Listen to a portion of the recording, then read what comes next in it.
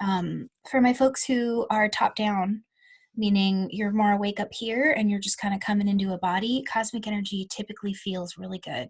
But you're also not alone if it felt really like warbly, or you felt particularly drawn to grounding, because sometimes grounding just feels so much more balancing, and it can feel a little funky to run a bunch of cosmic.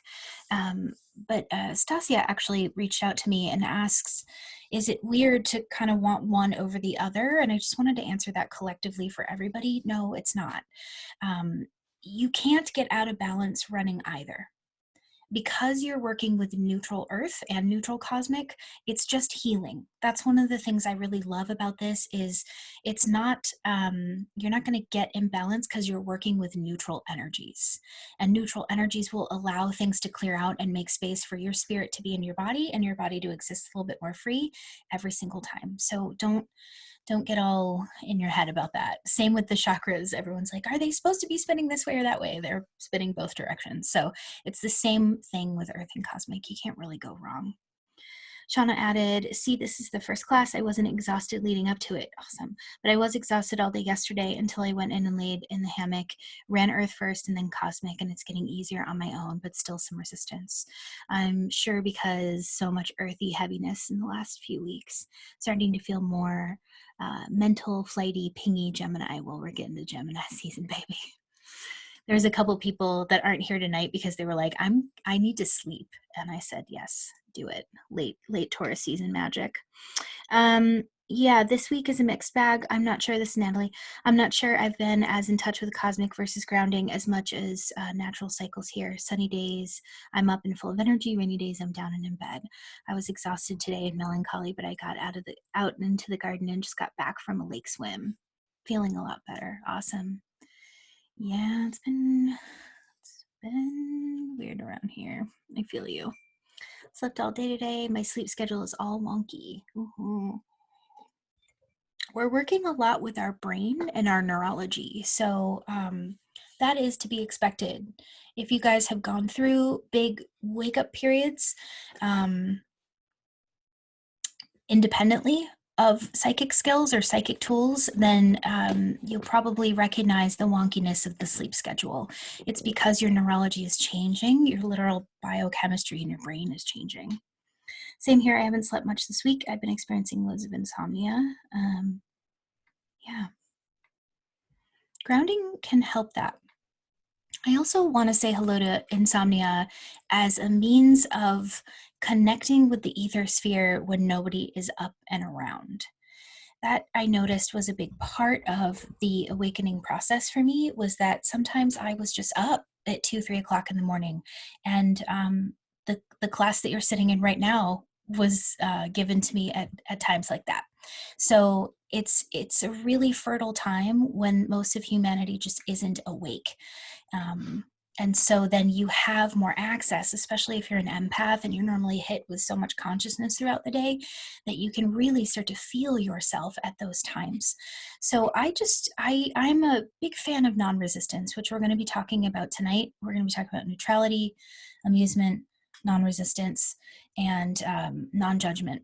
And non-resistance is one of my absolute favorites. If something is happening, I just feel like it's not supposed to be happening. I don't immediately go into this level of resistance that it's not supposed to be happening. I think to myself, okay, what is the blessing here? What's the benefit of this? And not in a like toxic white person spirituality way of bypassing, but in a way that's like, my body is doing something, and I'm not going to make it wrong and tell it that it's not doing something. Or that it's doing something wrong. Why don't I now be the student and learn from this beautiful wisdom-filled creature that is the apex of thousands and thousands of years of evolution? Why do I think I know better than this thing? So I just tune in, and I noticed that when I was up in the middle of the night, it's because I was being communicated with. There were parts of myself that were coming in, that I needed to make space for. This explains my whole life sleep schedule. Yeah. Chelsea said, oh my God, my insomnia has been out of control this week. My bedtime has been 5 a.m. and I just haven't fought it. Yeah. Your brain chemistry does different things at different hours throughout the day. Embrace it. especially for you witches out there. All right. All right. All right. Okay, so we have this energy. We're just going to review for a second. This energy is filled with information. It organizes itself in the chakras and in the aura system.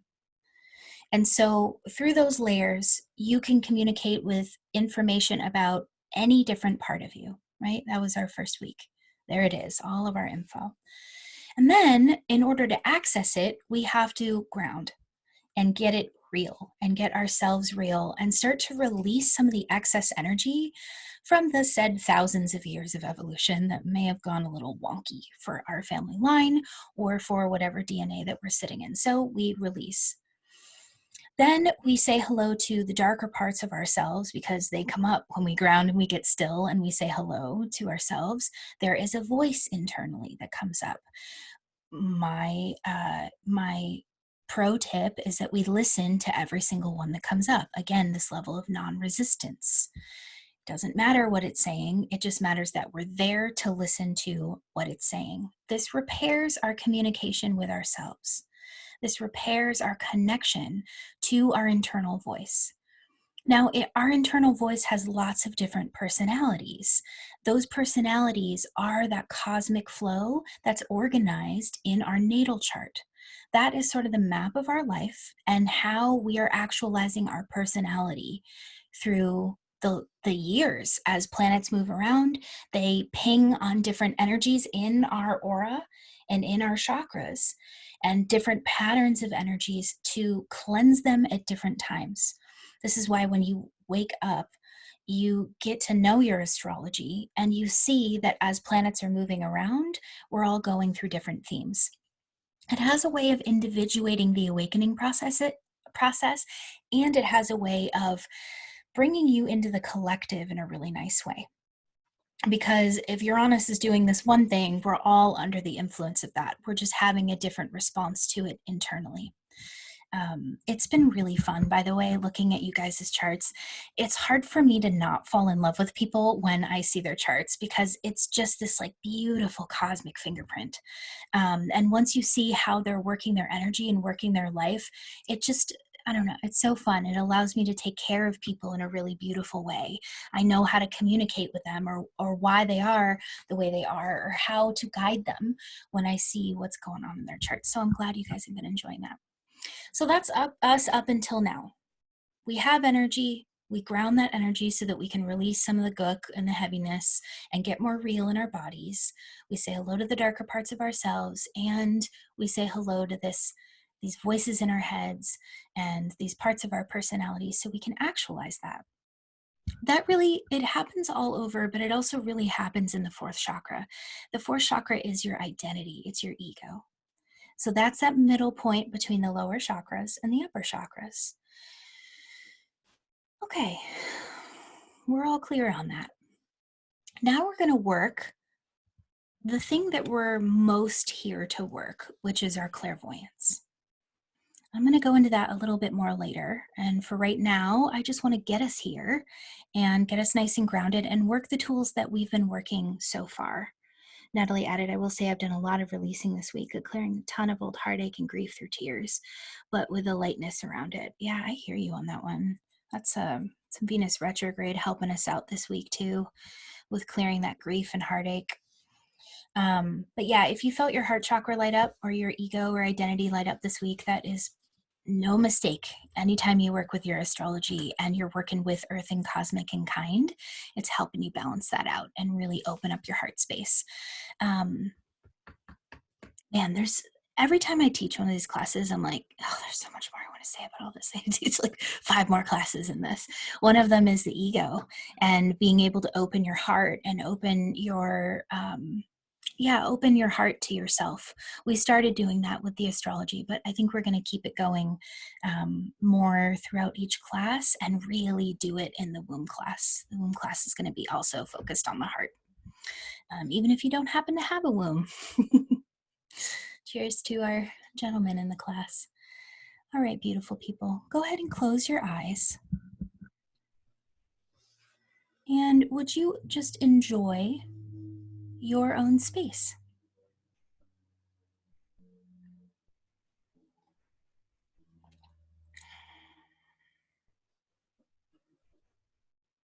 Would you notice how your body feels right now, the feedback it's giving you?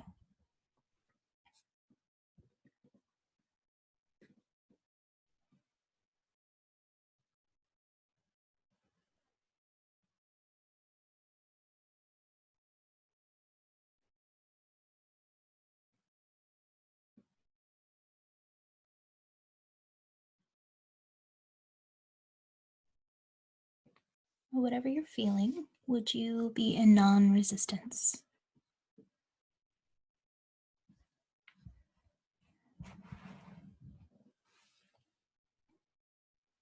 Giving yourself full permission to feel whatever you need to feel.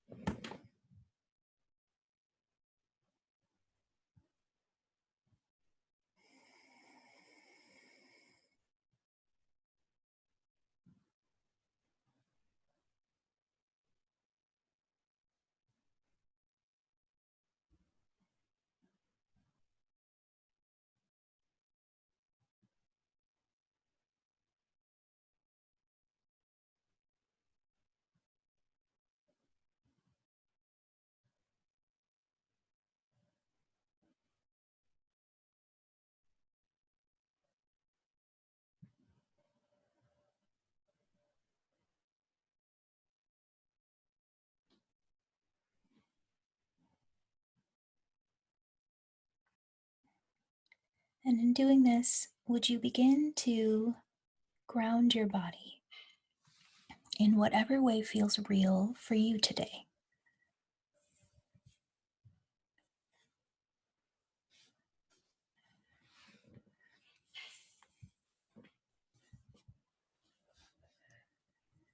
Rooting down through the layers of the planet into the core of the earth. And would you allow the planet that you're sitting on to begin to take any excess energy, anything ready to go? And the nice part is you don't have to decide what that is. You don't have to force anything. You just get to sit back, relax, and receive the healing.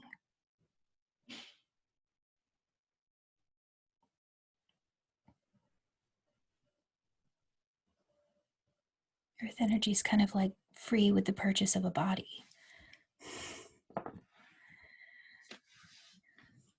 Your permission to connect to this planet is your birthright.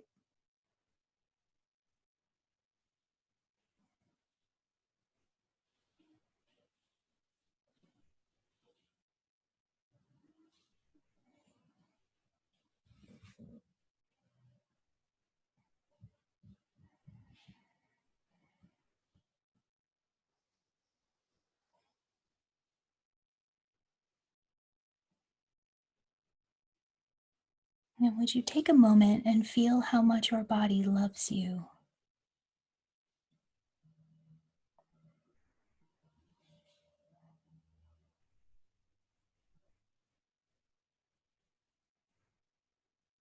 It's there to bring you back in when you've been out for a little too long.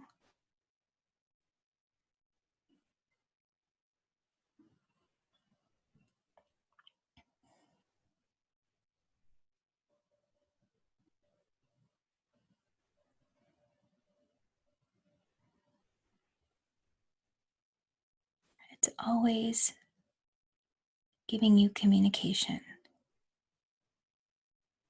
in the form of sensation, emotion, and desire.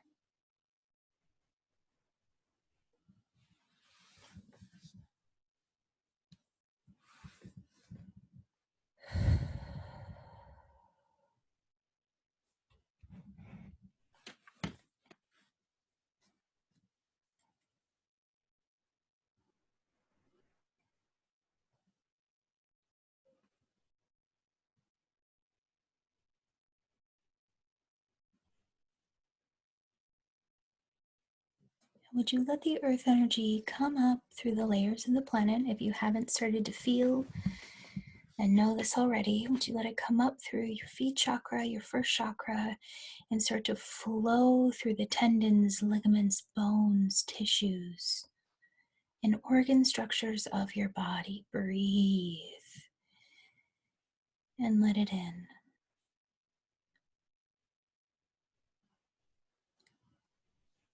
Let it into your lungs and your heart. Let it into your belly, your shoulders, your back.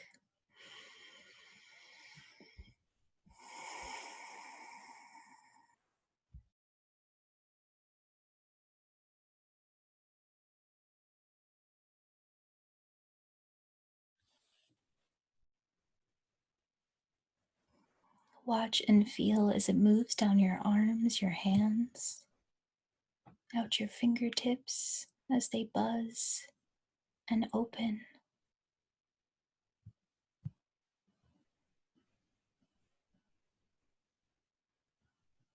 Let your body open up to feeling energy.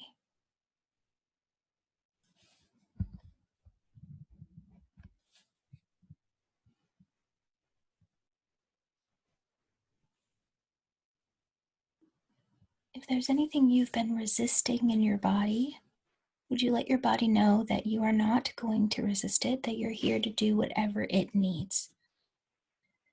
So if it's been needing a dental appointment or to visit a specialist in some way, would you let it know that you are game to do that? That you will always be there to make that happen for it.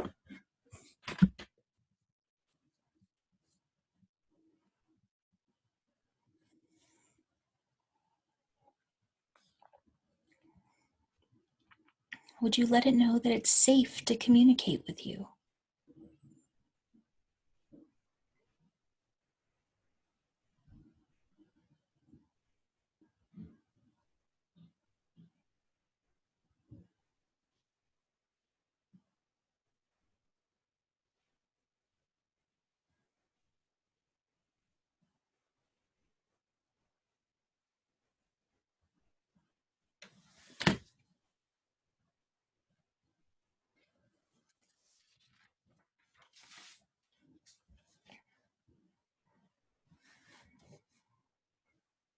Beautiful.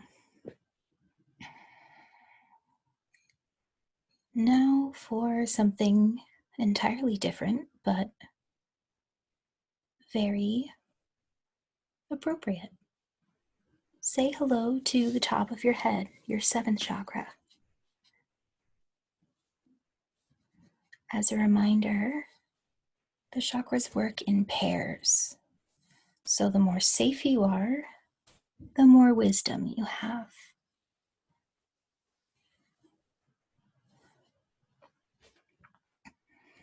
So deliberately opening up that seventh chakra,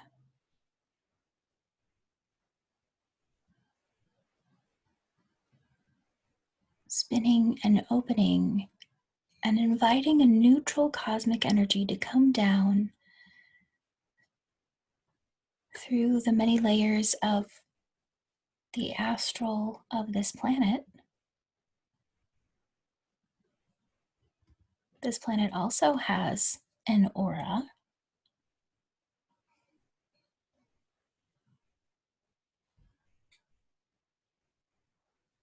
So would you be right here in your physical form and let the cosmic come to you?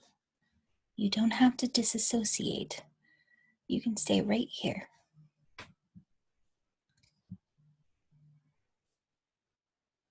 Safe and grounded. Receiving a neutral cosmic energy.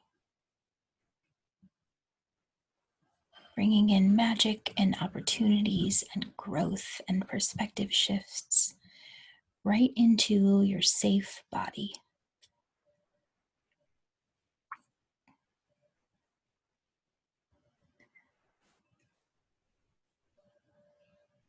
Would you use your strong imagination and creativity to see the earth and cosmic energy dancing, mixing, swirling, and integrating right there in the now moment?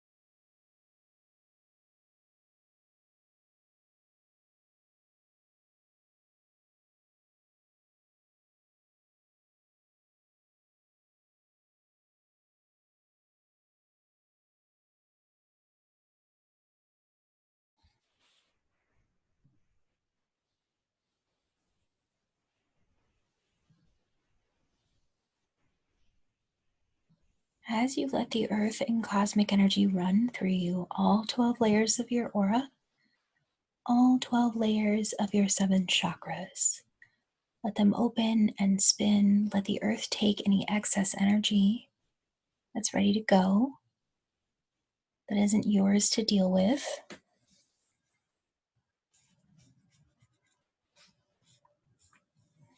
And would you let it highlight any themes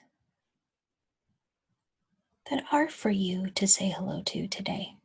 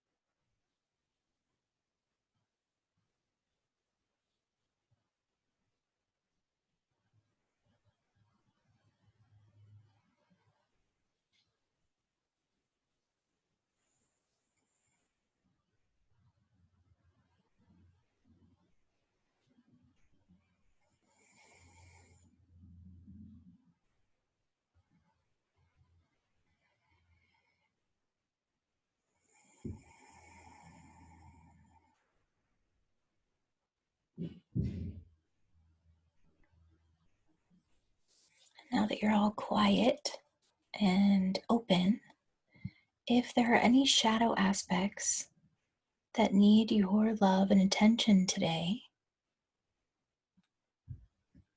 would you let them come forward?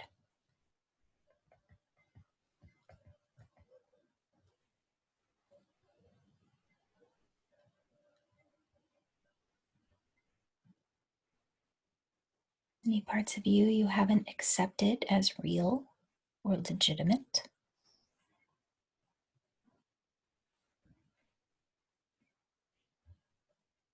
Any parts of the world that you haven't accepted as real or legitimate? Doesn't mean you need to agree, but do say hello to it.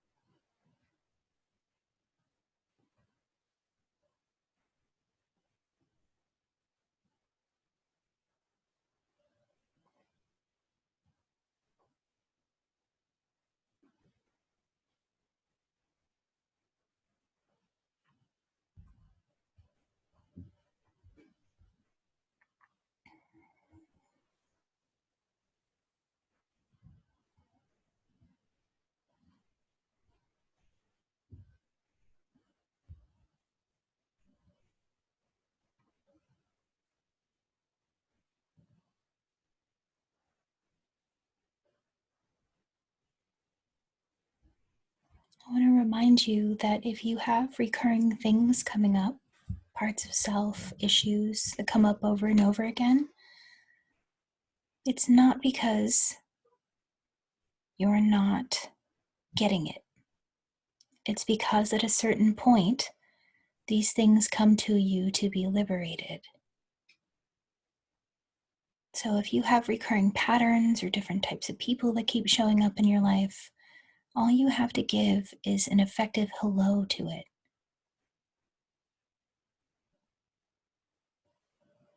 You're not failing. It just wants to be liberated by you paying attention to it.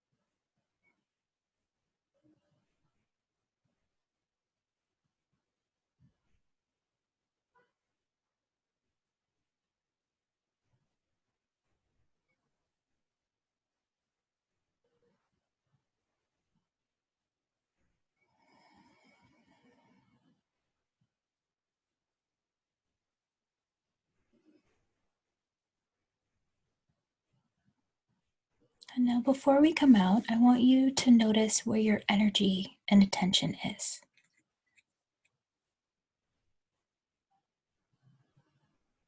Meaning, are you feeling in your body? Are you in your energy somewhere?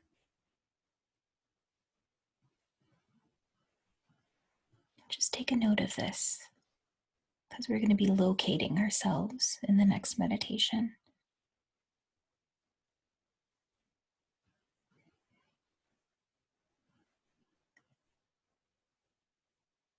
And taking a big deep breath, really allowing the earth and cosmic energy to flow up and shower down onto you. Letting your body relax into it one more time.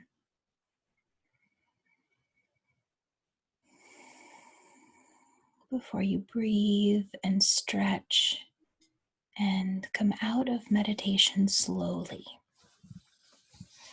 or vigorously, whatever you want, whatever feels good to your body.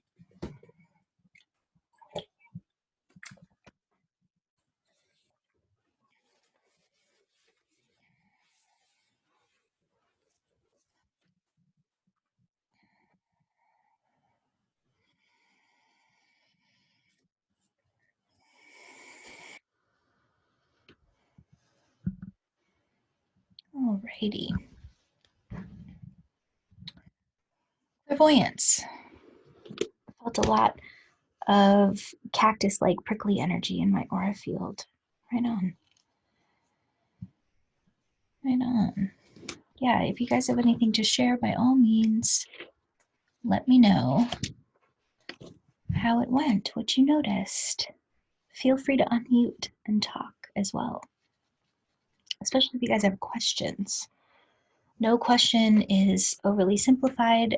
There's 36 of us here that are either here today or watching on the recorded line. So I'm sure somebody has that question. So don't be shy.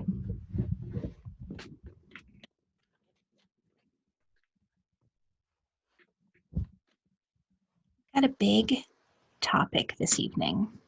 It's another one of those situations where I sat with it and I'm like, where do I even begin?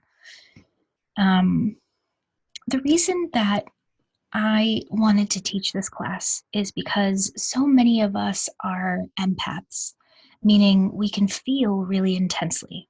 Our sort of given gift is clairsentience. And that's exactly where I was at when I started psychic school in 2008. I could feel energy like crazy. And because of that, I was overwhelmed with information and kind of shut down because I didn't really know what to do with it. And I didn't really understand why I was going to psychic school. I actually had this moment. I'd gone through a really big dark night, like a long one, like a year and a half long one at 22. And when I came out of it, I just woke up one day and I was like, I need a psychic reading. I had never thought that in my life, ever. I'd never even said that word before.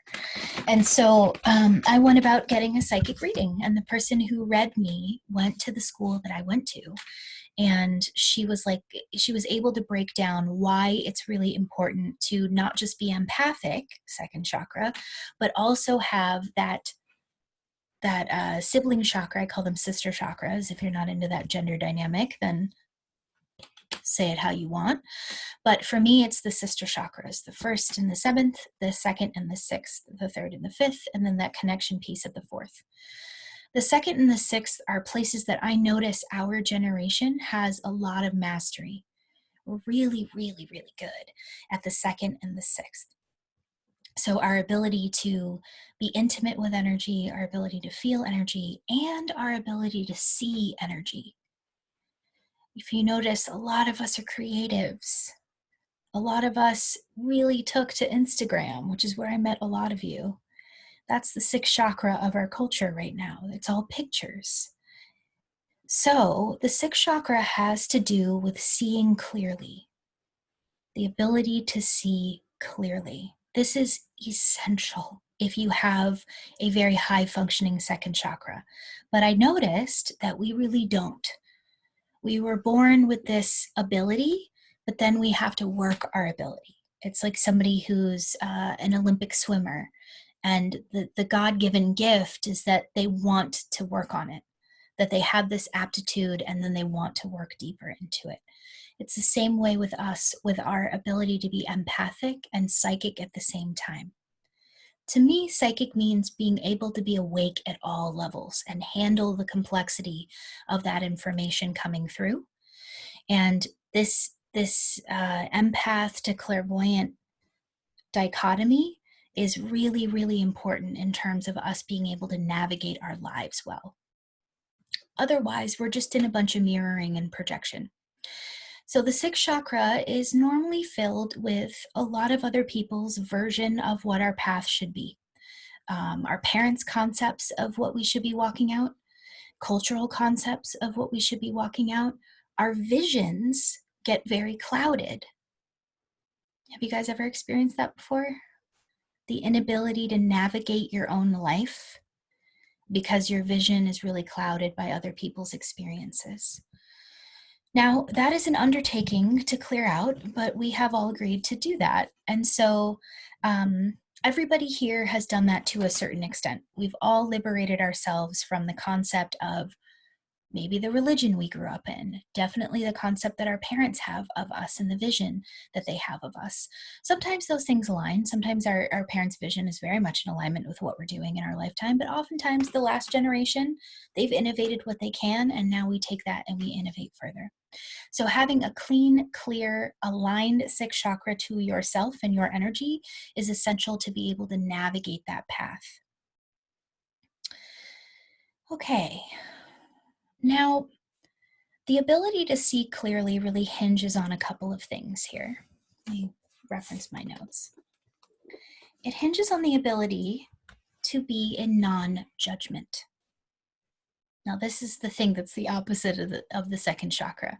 The second chakra is really feeling. It's sussing out what's a yes and what's a no. It's really like, ooh, I like this, I don't like this. Craving, aversion. I want this, I don't want this. That's how you bring your manifestations into physical form. That's a really beautiful process. But the equal and opposite to that is the ability to just have no feelings about the thing that you're observing. Just the ability to be in that more cosmic upper chakra mindset where you get a chance to go, well, that's the energy, without assessing whether it's right, wrong, good or bad, black, white polarities, right? So a good, healthy sixth chakra can stay in non-judgment. And then that leads to a level of neutrality, this ability to be neutral.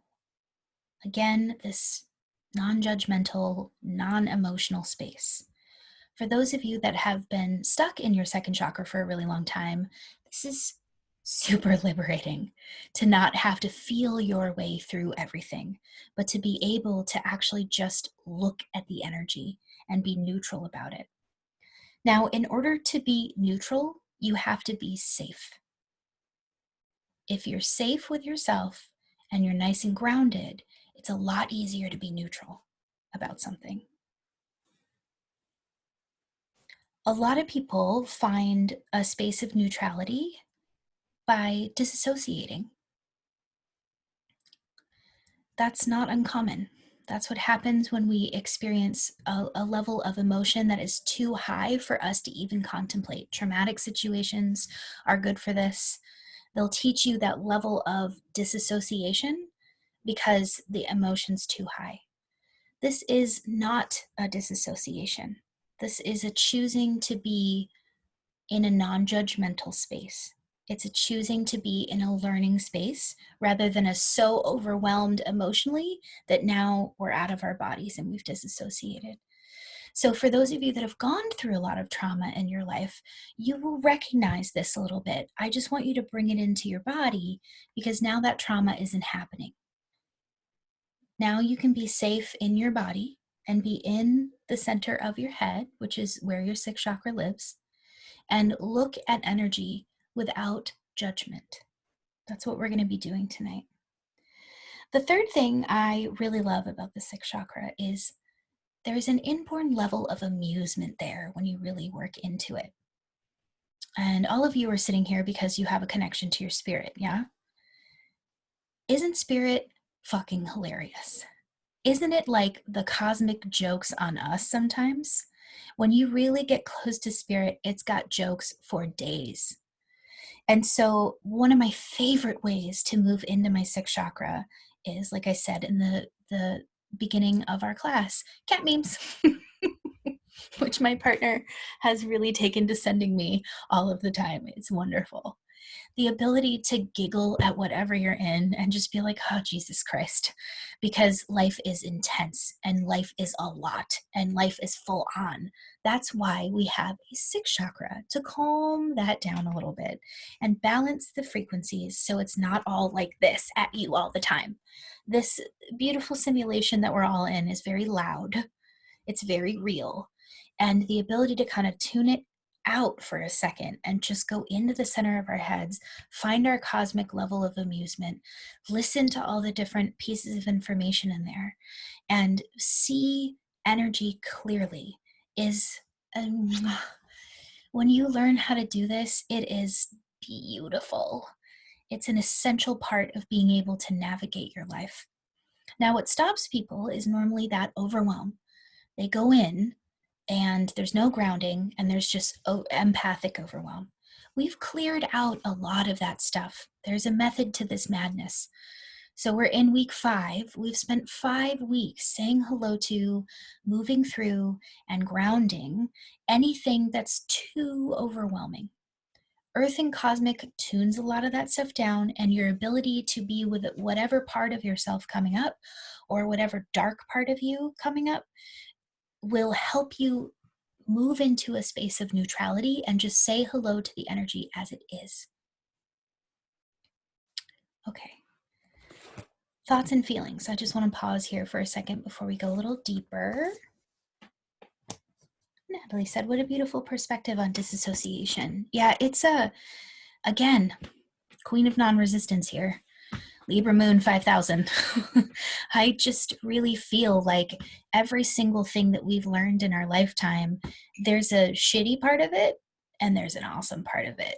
And if you're able to tune into the both of them and be with the dichotomy that's there, you can actualize a lot of stuff. Even just think about all the things that you don't like or want to shift about yourself. What's the blessing of them? If you actualize this side of it, whoop, it balances right out. And this one isn't like this all the time. So disassociation and trauma is actually one of those things that you can work to your benefit.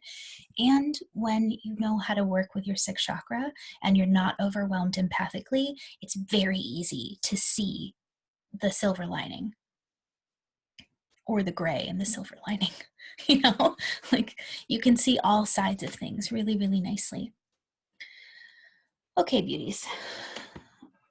So, clairvoyance. What's your experience with that?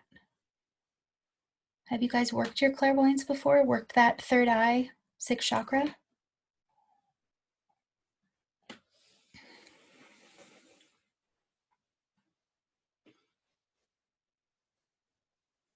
What's been your experience? I'll share. Yeah. I don't know. I mean, I think it's hard to know what has been it and hasn't, you know, and I think I found a lot of just trusting that like what I've seen is that, you know. I say I see a lot. What I've sort of found is that I've seen, like especially with my like life coaching clients, you know, potential timelines for them, potential like future timelines based on what they're telling me and where it's trending towards. And I realized actually that I think that it actually got developed when I was in the film industry doing market research, you know, and doing test screenings for films. And what my job was to help figure out like where the movie is and what's its potential, where can it go based on the data. And I would sort of put all of those things together and have a vision of what the film could be. And I didn't realize until somebody tried to like ask me to train other people on how I thought. And I was like, I don't understand. I can't train this, So that's sort of how I feel like I've worked with it in my Mhm. life. Really Attention. good, really good point. That vision that Mhm. that is kind of decided by TV and movies when we're younger. This is one of the arguments for not showing kids a bunch of TV really early on in their life, so they don't develop a picture of what life is supposed to be like, or the cultural programming. We don't take it on. But in the film industry, Mhm. this is why it's so important for us to reclaim it, because it's been decided by things like that. Yeah, their Mhm. version of love, their version of relationship. Yeah, all the different tropes, Right, totally. And then we got Yeah, to blow those pictures up yeah, and re-put in, figure out what our path is and what our picture is for what we want to be experiencing. yeah. Right on. Yeah, so when I've worked with clients, like haven't been able to know. I think this is where one of the reasons I'm here is like, you know, when I have a sense or a vision of what's possible for somebody, like where's the truth in that? Yeah, the discernment Yeah. is so key. Yeah, we'll get into that a little bit in this class. Like I said, I mean, there's just every single one of these topics is like a whole training that we could do that would be months and months long. But yeah, the discernment is a really big piece that came up. And I wanted to remind you guys of, well, let's just have the conversation. Thank you. You're always the one spurning it on. I love it. All right, let me get my teaching tools over here. Got, yeah. All right, so all the layers of the aura. You're getting information from your higher self. So say your higher self's out here in the 8 through the 12, right? So whatever energies are out here, some of them are chill, some of the frequencies in here are very much you, but getting them through these layers with all of these pictures. So say just in general here. So say at the 7th layer, 1, 2, 3, 4, 5, 6, 7. So say at the 7th layer, we've got a bunch of religion right here about what's right and what's wrong. I see this a lot with people who are spiritually awakening, especially when they start seeing like demons and all this stuff. It's because right here, Christianity's been like, no, this is wrong and that's a demon. So when they're getting a heavy message about something, it's coming through this picture or this energy. And what you're receiving here is the closest approximation that your brain can get to around that subject. You are always receiving your information. It's just what is the energy it's coming through.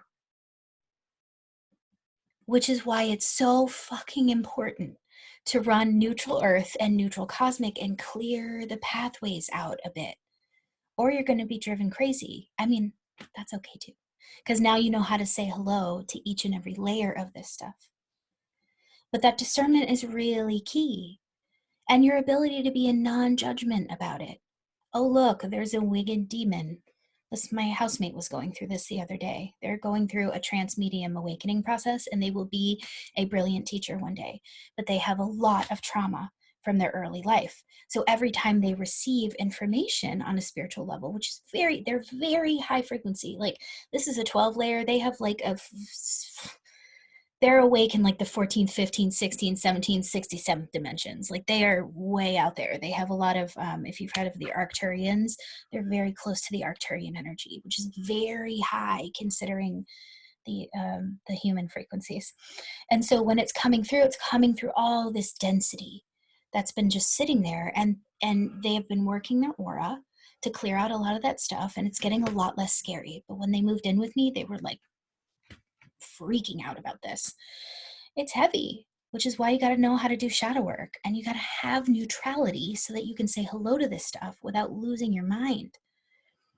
And grounding helps out a lot too. Just the ability to be safe in your body means that you're able to see some of these things without judgment.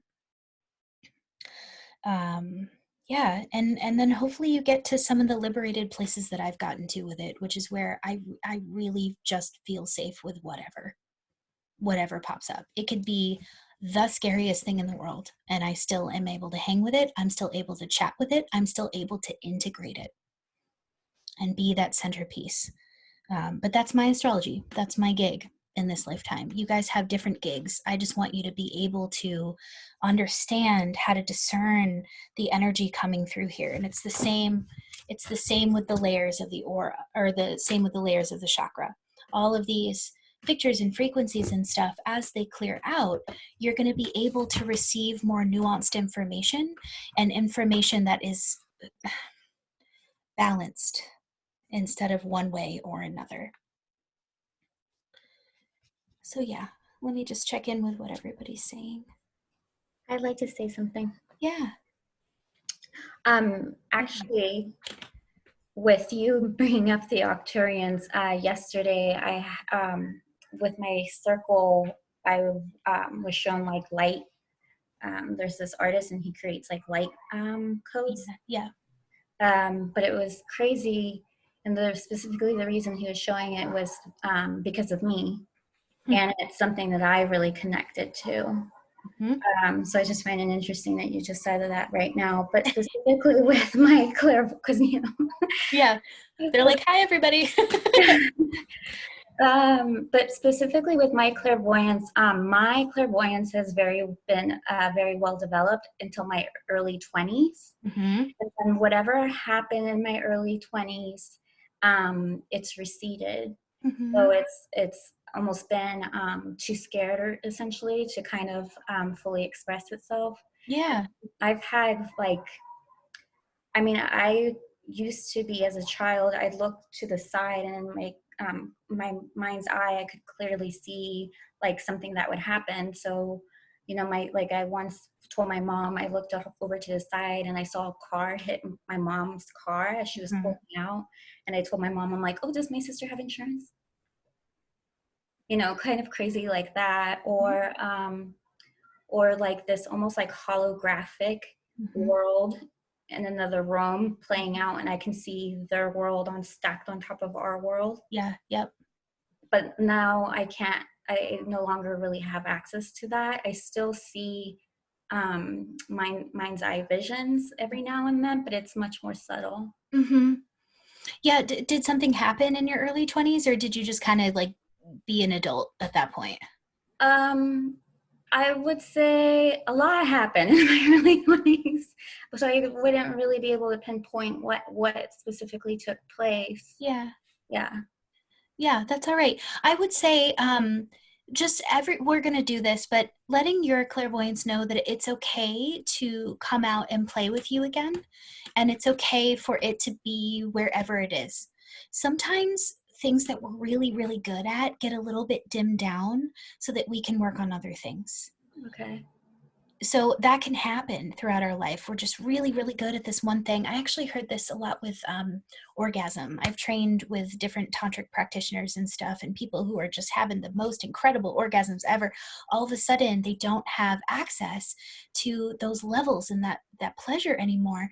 And it's because they're working on something else or some other layer of it. It's not necessarily that you've lost anything. It's just that you've gotten to a level of mastery, and now it's like time to work on some other stuff. I was like this with empath things. Okay.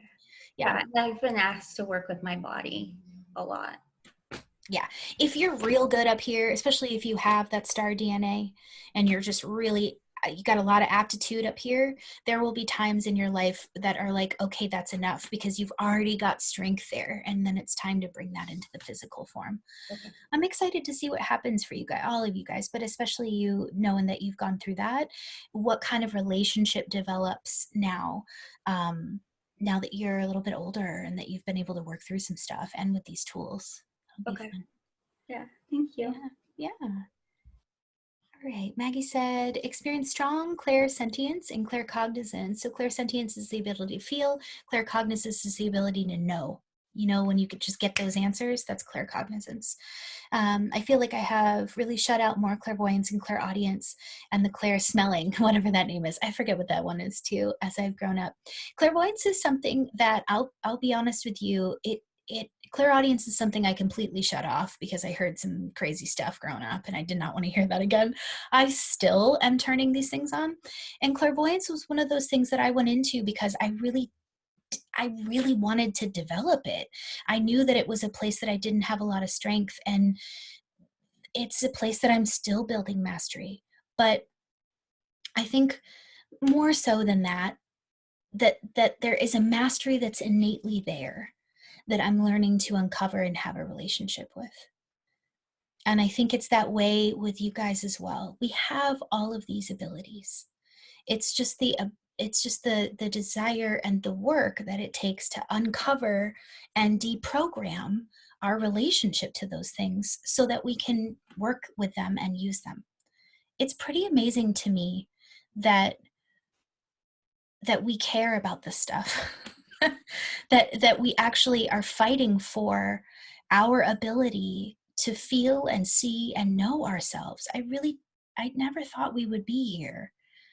You know, I didn't think that people would actually care enough to want to know themselves at this level. In the beginning of me working with this stuff and explaining it to my parents and explaining it to the people around me, I would say, you know, it's like you have the five senses, but you also have the extrasensory version of that. And people would be like, why do you care about that? I'm like, because that's how you guide your life. What are you talking about? Why don't you care about that? You know? And so these things are essential, like not to drive it home, but goddamn, like they're essential. You can't, the amount of people that don't know their purpose in the world, the amount of people that cannot guide themselves in that direction, I don't have to tell you how damaging that is. You run around like a chicken with your head cut off unless you know your purpose in the world. And people run around not knowing that on a daily basis.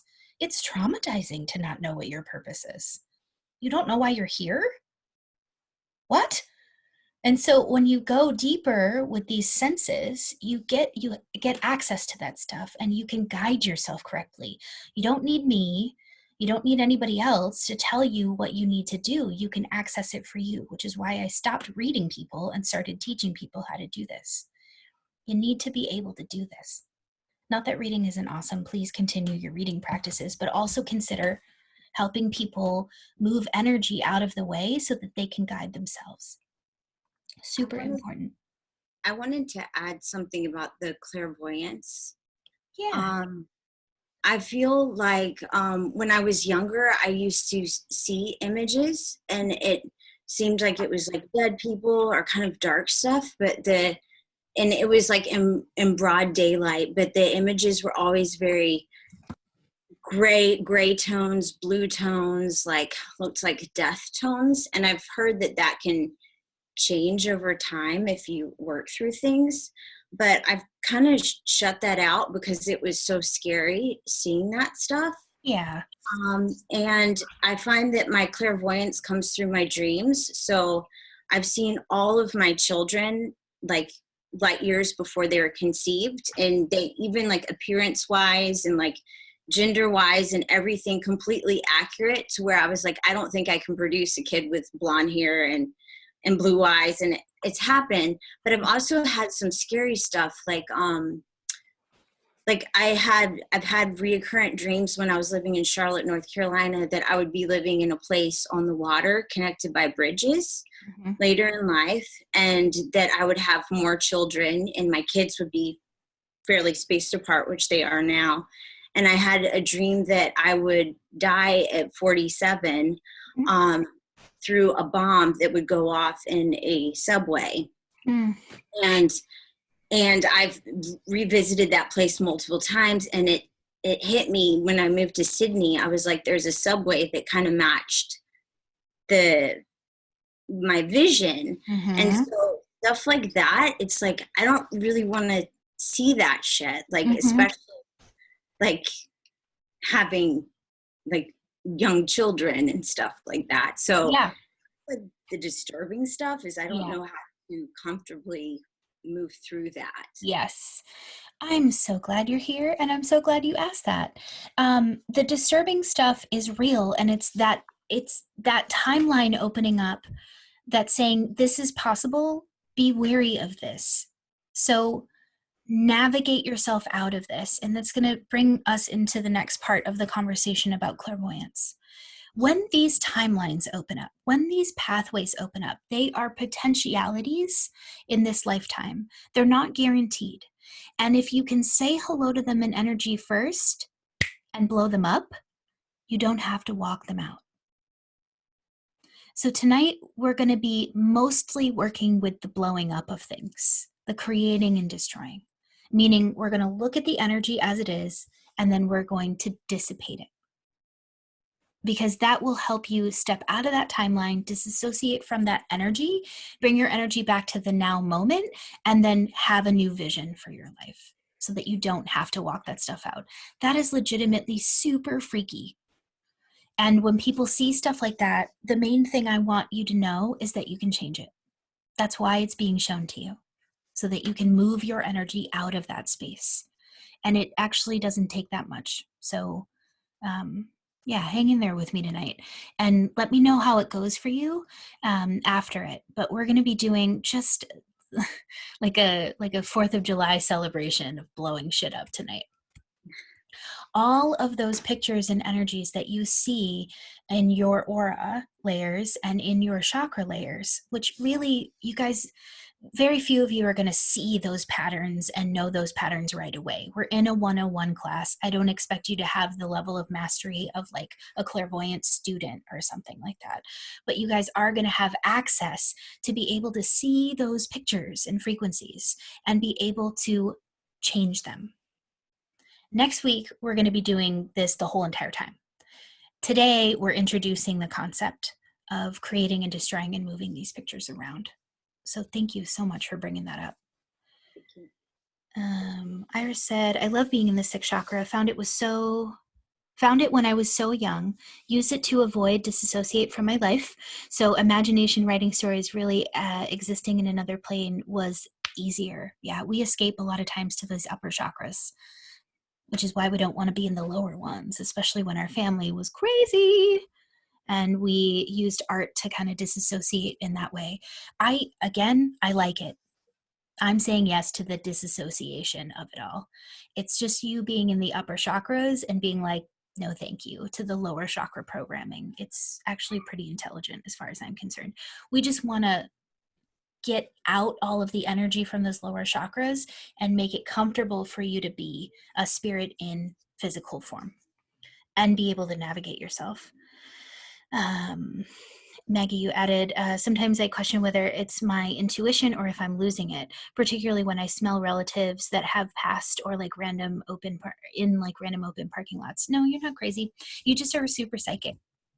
And taking care of that is essential. You know, taking care of that, it requires tools and the ability to move in and out of energy frequencies. So Mary added, I feel like I've had this as I'm a very visual person, but I would always chalk it up to coincidence. I notice it in relationships a lot, seeing an image or a word before the person discusses it, or picking up on an energy and images while sitting with clients or in group therapy. I recently started to accept this as one of the gifts. Yes, it is. Curious what different experiences of clairvoyance look and feel like for everybody. Yeah, I think it'd be really interesting to have that conversation on the Facebook page in group and just kind of walk out how we feel like we interact with clairvoyance and what it's like for all of us. It's so fascinating to just enjoy each other's individual understandings of it, because it does change from person to person. Mary said, I totally smell relatives too that have passed as well. That's crazy. I see things with them. I don't smell them as much, but I've never been much of a smeller. That's so cool. I often smell my grandmother. Aww. I had a dream about my grandmother last night for the first time in years. I knew I was dreaming as soon as I saw her, and I started crying, both sleep and actual tears, because I've been doing so much ancestral work in the past few months. Yeah. I've been working on building my clairvoyance basically since quarantine started, very into this class. Awesome. Stasia, hi. I feel very connected to my clairaudience, and I'm hoping to develop clairvoyance as well, or hoping developing clairvoyance will help make the message I hear less uncomfortable sometimes. Yeah, I think it does. When you start working with all of the chakras and connecting all of them one by one, the energy and the information can flow really freely. And there's a class after this one that's going to be 14 weeks long, and we're going to go layer by layer. It's called Advanced Psychic Skills, and it's basically a huge psychic cleanse where we can actually go deep into each one of these chakras and get them all connected and move all of the energy out of them and into them that needs to be there. So if you guys really like this work, there's a whole bunch more to do. Okay, Natalie, interesting. I used TV and movies and never really trapped my creativity. That's awesome. It spurns a lot of people's creativity. You know, think of all the movies that really had, they really were able to tap into that feeling or that vibe and were very inspirational. So, you know, it's not all bad programming. I was actually just wondering when that's starting. June 22nd. We're going to be starting Advanced Psychic Skills, which is a massive psychic cleanse. Okay, let's play clairvoyantly. Go ahead and close your eyes, get cozy, and would you just affirm that this can be real for you, that you can do this work, and that you're here to do this work, and that you're ready to do this work. And would you get your body nice and settled and ready to connect and receive in this way?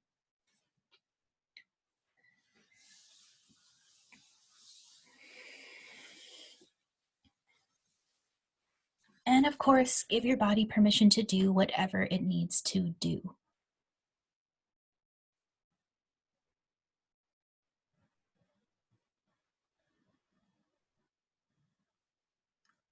And then would you notice that you're already running earth and cosmic energy, and that it is supporting and loving and clearing and neutral, a nice neutral space. Doesn't it feel good when people are neutral with you? Non-reactive, not judging. Would you be that for yourself tonight?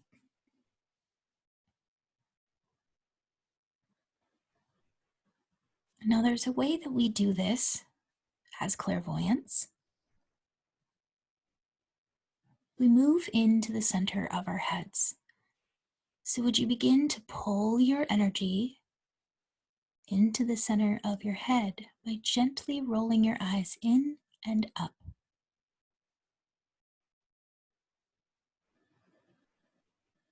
That's your pineal gland. Would you say hello?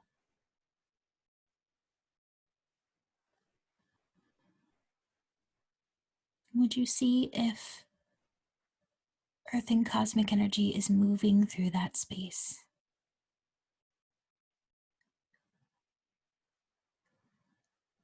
Moving out anybody else's vision for your life that doesn't match, any future timelines that suck.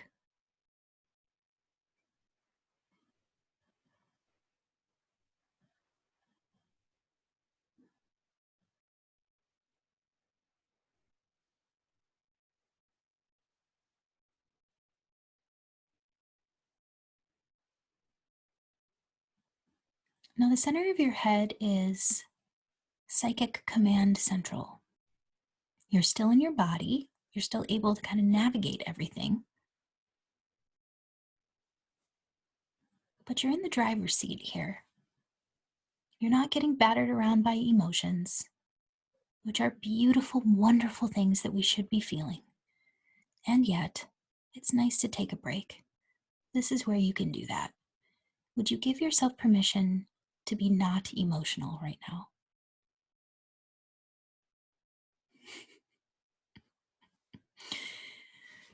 My air signs are rejoicing. God. Now I've seen most of your charts, so I know the air parts of your charts are like, thank you. Don't have to do this emotionally.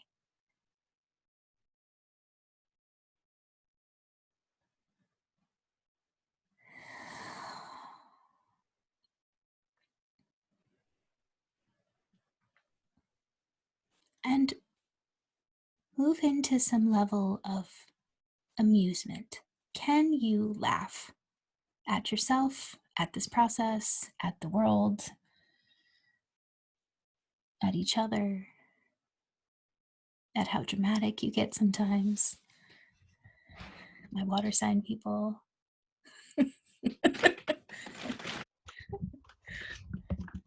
You know it's real when you get jazz hands about it. I love that.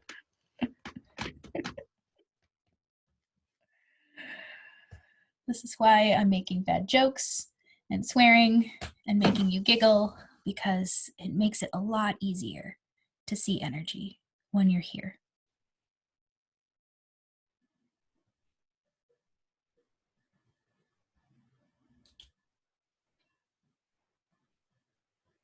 You will often find me saying amusement saves lives, and it does. If you find yourself in a super heavy position and your shadow is just eating you alive, can you find what is funny about that?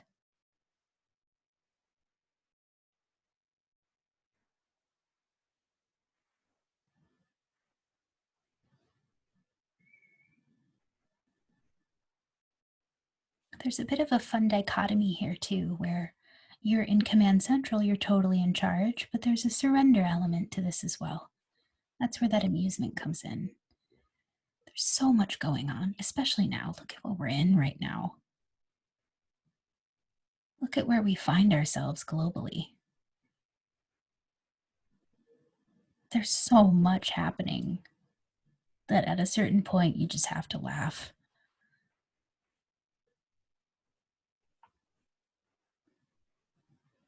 So let all of the seriousness go.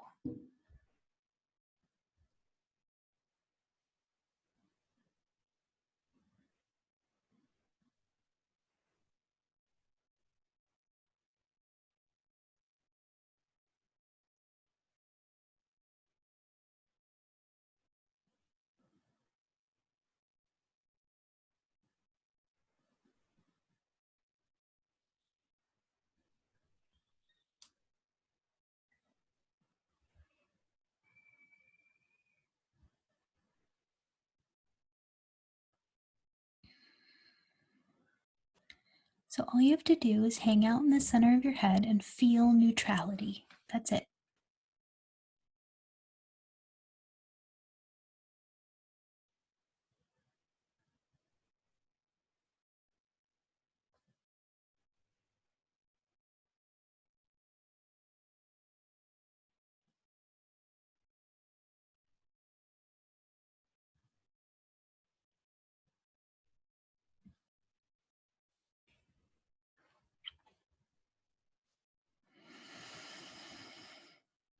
Notice how much of the day you spend here.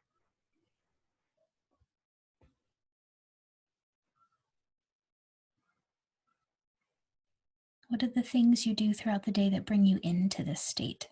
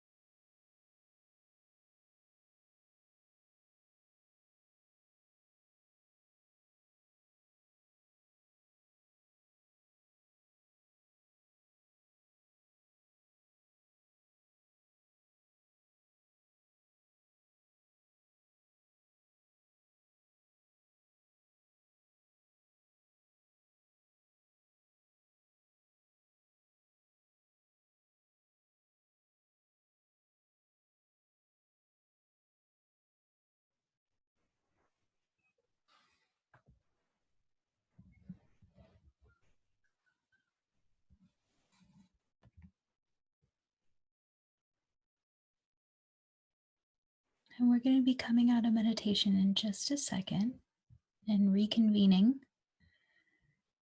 But before we do, would you notice any places where your vision has gone throughout your life? Any creative projects that you've given a big part of your sixth chakra to. Maybe they've come to pass, maybe they haven't. But if you've really given yourself to a big vision, would you just notice that?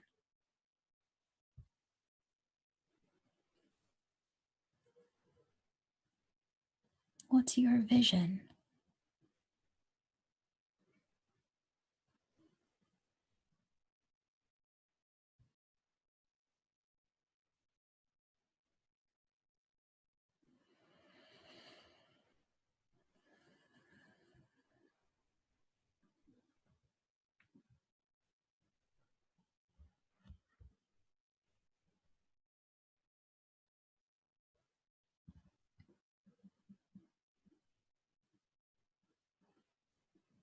And one last thing, is your body safe to ground this vision?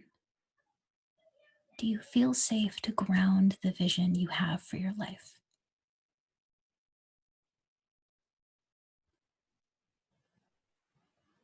And if the answer is no, would you say hello to the shadow selves?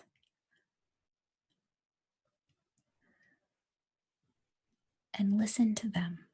They're trying to protect you.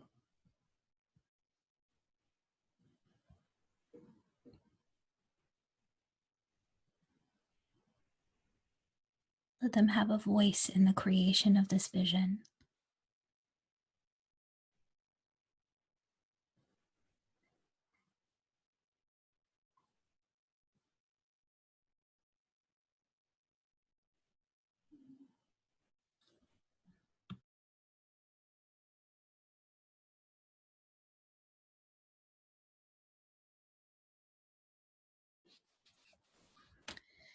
And of course, shadow selves, aka your Mars, arguing with your moon, arguing with your Jupiter, arguing with your Pluto, arguing with your Ceres, arguing with your sun sign,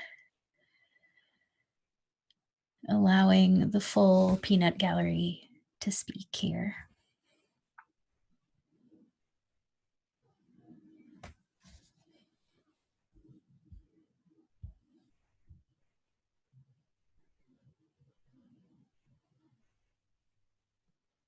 And would you giggle at how complex and amazing this personality is that you're sitting in?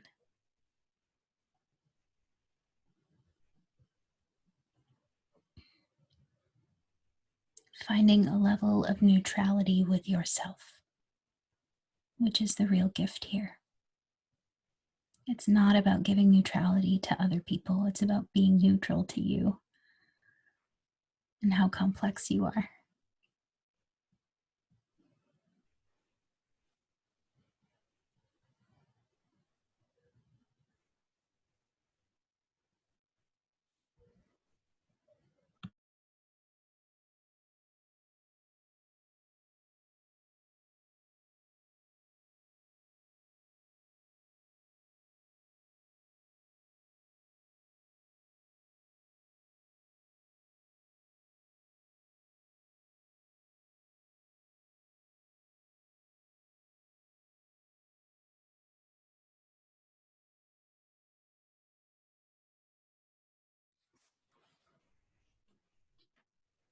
And just as a fun healing, would you bring that amusement into your body? Would you let your spleen giggle? Let your liver smile. Let your kidneys and adrenal glands chuckle. Let your womb space have a nice chortle.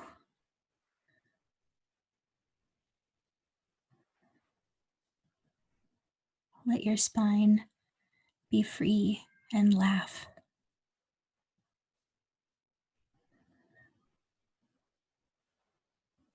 Let your jazz hands out.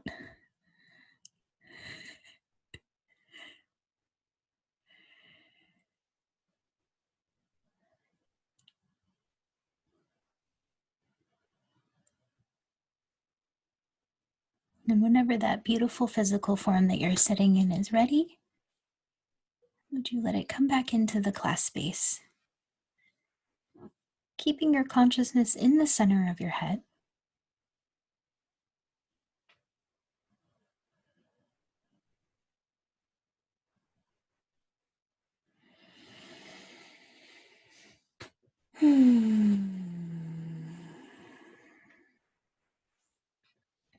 All right. So before we start blowing things up, how was that? How's neutrality feel? How's the center of your head? Is this a familiar spot? Is this new? I'd like to share. Yeah. So I've been doing body work for 5 years, and that was after photography, doing wedding photography. So capturing people's special moments and seeing the in-betweens so I could see it in real time. And then I learned how to hold it for other people, this like neutral, but this was the first time I felt like I was in my brain. And I kept I heard my brother call my mom downstairs, and like details of my life kept trying to pull me out of my body, which is where I lost a lot of my clairvoyance my whole life, because like I could see the picture, but I didn't know how to get there because my body was just like, hey, we're over here. And so feeling it, you were like, how often do you spend time in this space? And I was like, I barely touch an idea of it because I've been and my eyesight is horrible. Like they almost don't make contacts in my prescription bad, like Coke bottle glasses. I wear contacts. And I've been trying to figure out like, what is it that I don't want to see? I don't understand. It's like the capacity of how much I see. And like I could see my pineal gland in my bones moving with my cerebrospinal fluid. Like I could see it all, and it's really freaky. Yeah, so you actually have incredible vision. And sometimes we blind ourselves physically because we're just like, oh God, if I were to bring this into my daily life, how many people would I threaten by seeing this clearly into things? That's where you got to be with those shadow selves and just be like, okay, I've been protecting other people because I see so clearly that the light of truth and that clear seeing would be like a knife, which maybe wasn't safe. It wasn't grounded before. Yeah, and my body said today, like, you are safe, but then I said hello to all the shadows. Like, I've been dealing with a lot of shadow stuff the whole last, like, year we've been working together. It's like, Yeah. okay, like, not feeling good enough and not wanting to have, like, too much ego and that kind of thing. It's just, like, I understood on a better level how they were protecting me. Isn't it crazy how much they love you? Like, all these things that stop us are there to just be like, I love you, please don't hurt yourself. You know, the protection. So beautiful. I don't know if you feel that way about it, but I do. My heart is warmed every single time I see one of my shadow selves. Every time I get away from the falling madly in love feeling, and I'm like, oh, I don't want to do that, I understand a little bit better of the red flags, and they're like, hey, are you sure about that? I totally get that. Good point. Good point, my love. All right, people are saying things. They're saying genius things, as per usual. Group of geniuses. All my Libra parts are very relieved. I know. For all you who have air sign energy, especially if you have an air-water dichotomy, you're going to be like, oh, I don't have to just like feel it all the way through. So thank you for bringing that up. Always spurning on the next thing coming out of me. To not have to run energy through your physical form, to stop it in frequency first, to be able to say hello to it there without having to walk out the picture because you can't see it and blow it up or change it or shift it, is so relieving. It's so relieving, and you get a whole new level of grounding because you don't have to just walk it out. That's your only choice, is just feel it through, just run it through your body. Just run everyone's freak out about COVID-19 through your body. It's so nice to just be like, I see you. I'm having my own reaction to this. I'm working through my own energy, but I'm not going to be just barraged with the energy of everyone else's response and reaction. It makes you a really good leader of your own life and a leader of other folks if you guys are doing this type of work. I remember laughing at my tears when I was a kid too. Yeah. My Capricorn rising was always like, why are we crying again? Nice balance. Having a hard time with it today. So much emotions coming up and people wanting me to feel them and support them and not see my future clearly because it's not about them. Yeah, Iris, I wonder how you feel about what I just said, not having to run it through your body. It does take work, right? Like, you're not able to bench press 200 pounds the first time you're out bench pressing. You're not able to lift that amount of weight, but you will over time. Again, this is like, it's a boot camp. It's 7 weeks of these massive topics that I'm going to be walking out through the rest of the year in different classes. So give yourself, I don't know, 5 years with these tools and you will feel a lot different. This is not it's immediately relieving and there's immediate miracles and ahas, but it's not the quantum leap zone. It's not the psychedelics drug zone that go out into the outer chakras and then you got to bring in all this information, but you haven't learned how to ground it yet. We are going little by little and we're letting our body come along for the ride. We're slowing down our spirit, locking in our body, and then moving forward together. It's not the like, and then having to spin out for years.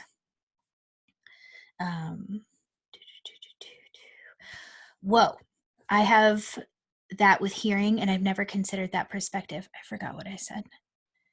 What was I talking about, Amanda? Katie was talking about her sight, and I have like a really similar thing with hearing. So I think it was like my body protecting me a lot. Mm-hmm. Yeah, in this similar way. Beautiful. Mm-hmm. Yeah, the ears have a lot to do with the 5th and 6th chakras. They're more connected to the 5th than they are the 6th, but they're right there in the middle. You know, your 6th is right here, your 5th is right here, and here are your little ear bones. So I have also had a lifetime of hearing issues. And did you guys have the adenoids out, tubes put in your ears, the 80s thing that they were doing to all the kids? I had that. So that is a very advanced person up here and having a really hard time adjusting these to the 80s frequency, which was quite low. I felt my moon conjunct Neptune and Uranus coming up. Sassia, you're so good at astrology. It's amazing. My moon and Neptune kept getting distracted by my emotions and memories. And Uranus was like, hey, be cool, be detached. Yeah. If you guys want to work with this neutrality, Uranus, great point, Sassia. Uranus is a really good one to be detached with. Your moon, unless you have an Aquarius moon, which I don't think one of you, I think, did. That'll give you a nice, easy detachment, but your moon isn't going to be the one to do it. Uranus is one of them. There's quite a few. Some of those outer layers. Pluto can be a little bit detached too.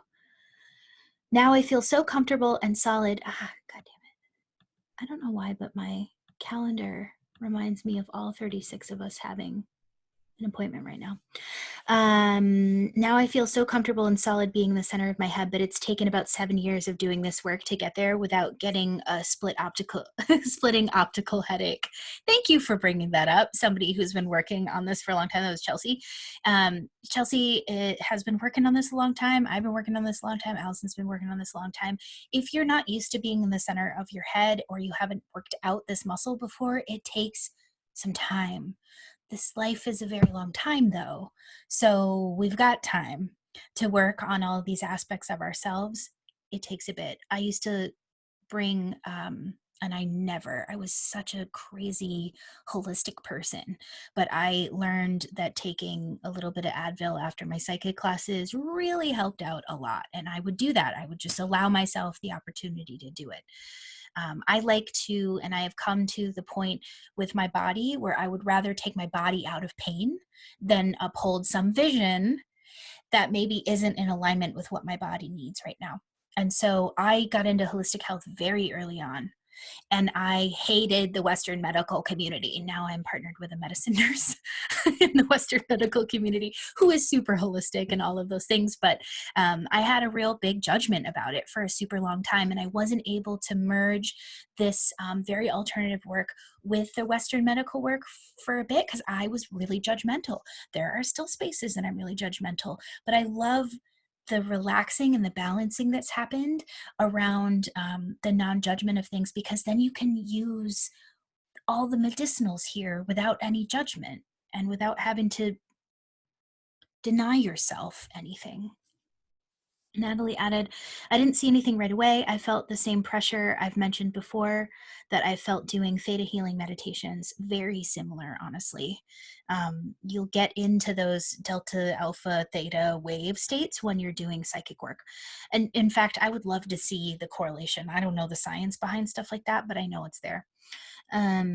At one point, I'm relaxing my eyes, and you mentioned visions we'd seen before in pictures, and a vision / scene of my future that led me to the PNW filled out with more detail. Awesome. Shauna said, for me, it was an immediate energy spurt, wanting to do all of the things, which actually feels good because I'm so often just in my head seeing aspects and not having the energy to ramp up to bring it to physical form. I don't know if that's what's supposed to happen or if my brain is not wanting to see the things for others, which I've done so much of, that turning it to myself is actually nice. Exactly.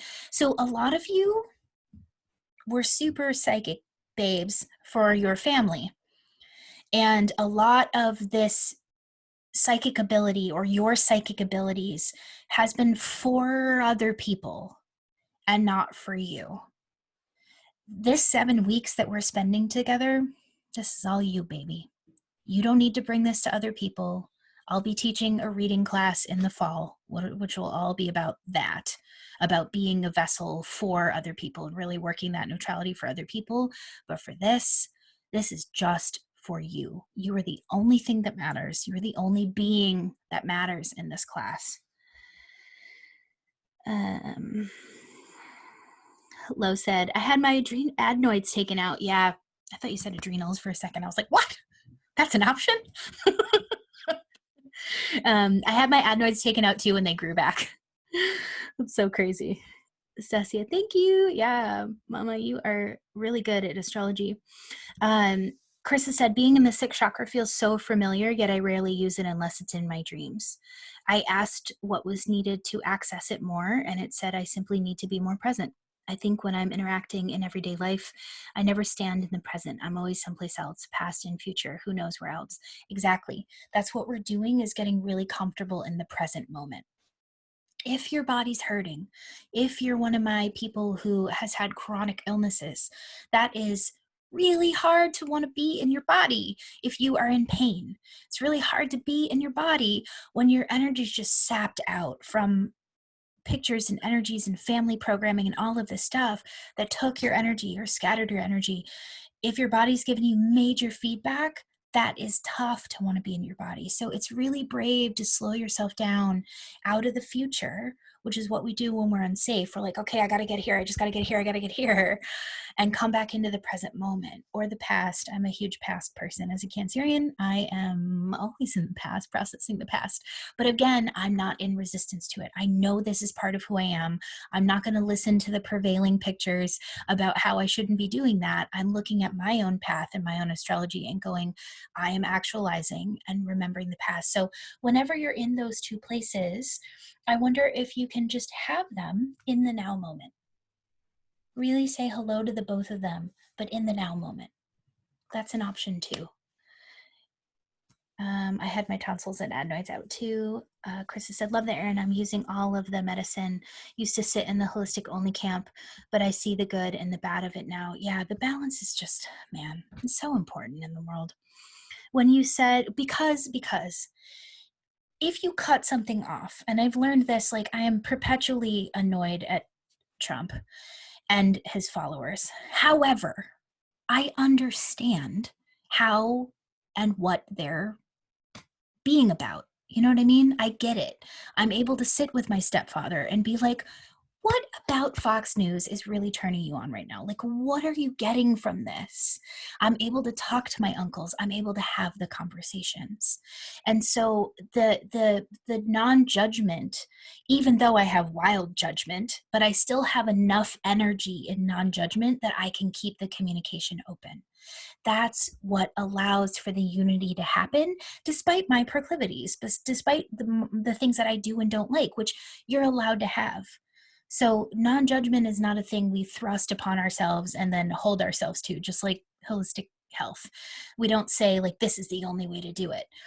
We just are like, this is my preference. This is how I'm going to run my energy, but I'm still going to be able to communicate with everything. And non-judgment makes that so much easier. It makes it so much easier to communicate with everybody else, despite feeling all type of ways about it. You still get to have your feelings, but you also get to be in communication with the other beings of the world. When you said visions, I was shown visions others have had for me first till I settled into my own. Awesome. I'm so glad you settled into your own, because that's the only one we really need. You know, like you all came here to act out that astrology chart. You all came here to bring that weird little mix that is only you, with all your different degrees and conjunctions and houses and interactions with those planets and those archetypes. You're such a unique energy. We need you. We need you. You're part of the whole. And we need every single one of those things to feel free to bring forth at every moment. That's what we, especially now. We have so much innovation to do. We have so much innovation that we need to be doing on this planet right now. So the more you give yourself permission to be that awesome, weird little thing, the more you settle into your own vision for your life. And the more you're just like, no, this is what I'm bringing. And this is absolutely worthy. It's needed right now. Speaking of Trump, your FB thread was super great the other day. Yeah, I had like minimal spoons to be able to handle that. I lit it up and then I was like, I don't know, you guys, just a way to let people light shit up and interact without judgment. I enjoyed it. Yeah, me too. I just couldn't handle it. I was like, I don't know. I don't get it. How can you listen to that man talk and then still support him? Sorry if you support him. I love you still. But yeah, I just had something to say. And so I said it. And oftentimes I have 3 planets in Sagittarius. I will stir the pot a little bit just to see where everybody's at, to froth up my non-judgment and froth up my judgment and figure out where I'm at on things and see where other people are at on things. So that's a acceptance I'm in with myself that I do that. Okay, beautiful people. So let's talk about creating and destroying. So you've got this energy frequency, right? And it's a bunch of pictures about any different subject on the planet. And sometimes that was put there by other people. Sometimes you agree with that. You didn't choose your family or your little origin for no reason.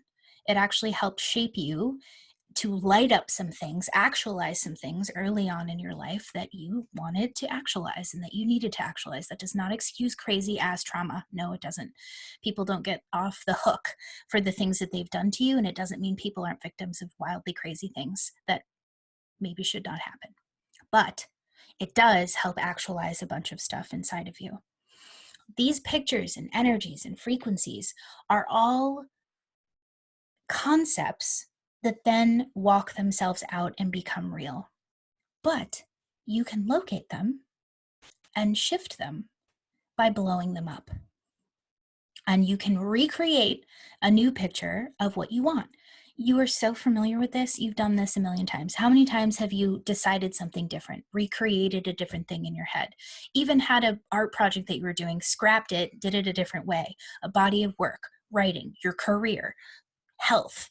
I literally the other day was like, I'm doing this 75 hard thing. And then 3 days later, I was like, no, I'm not doing that. I'm doing my own thing. And so like we're constantly creating and destroying all of the time. You decorate a room, you do it differently in like 5 days or a couple of years. My coaching brand, exactly. Yes. People, especially feminine creatures, are creators and destroyers. We do this all day, every day. This is not unfamiliar to us, but we're just going to bring a new level of focus and energy to it that it maybe didn't have before. So the creation process is something that we're going to focus a lot on in the womb class. Today, I really want to talk about destruction. The ability to destroy energy is not against anything, although you can use rage and anger beautifully in this space. For those of you who have a lot of fiery energy or have something to be pissed about, bring it, just sit in it, waft it up, because this is the tool for you. When you think of an energy frequency or you have a picture in your space or a body of programming or something, you can visualize it and you can blow it up.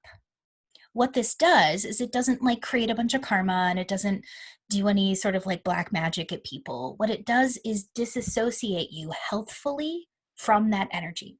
So all of your preconceived notions and judgments and all of the ways you've interacted with it now pull back and dissipate it so that you can understand it from a new perspective.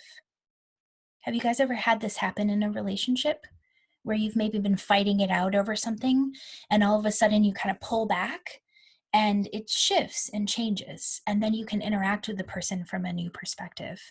This helps out. I mean, creating and destroying around relationships will change the game, but creating and destroying around anything will change the game.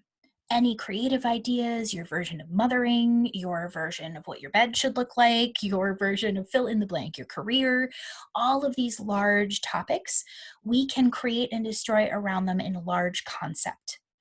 We don't need to go into the nitty gritty of everything. We can just stay in the broad and bring back our energy into present time, look at the energy from where it's at, and blow it up. Again, it's not against that energy. It's not going to hurt that energy. It's just disassociating our judgments from it so that we can bring our energy back from it, especially if we're fighting it. It's so hard and like all of these things, we're all tied up in it. Just letting it go and dissipating it so that we can have a new relationship with it. Okay? So feeling like blowing up my life right now. Ha ha ha ha.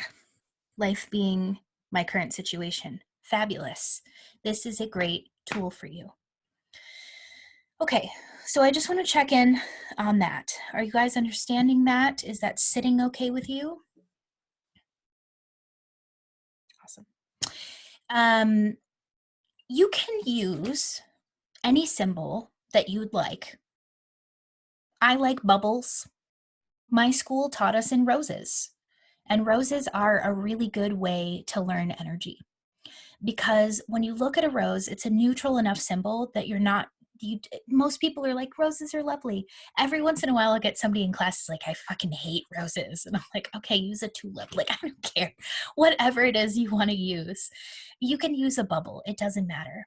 When you're looking at energy, I want you to notice, and this is the creation part of the creation and destruction psychic dichotomy. When you look at the energy of something, I want you to notice the color, the texture, the whole vibe of it. Like, what's it look like? And then I want you to give it 3 adjectives, and they do not have to make sense with each other. Completely disassociated from one another. It could be like smoky, sassy, and chubby. Whatever it is, just give it 3 adjectives to describe the energy. And then I want you to just trust that that's the energy, no matter what you're looking at. That's the energy of it. Now, I've got quite a few different topics that we can go through, and we can brainstorm together as a psychic family here as to what we want to work on. But I really want to go through our chakras and just say hello to the energy that's in that space, not judge it, not do anything with it, just allow yourself to see it, create, destroy, disassociate your energy from it, and allow yourself to get free of that concept so that the energy can shift. And then you can take a look at it again. You can see what energy shifted after you blow it up.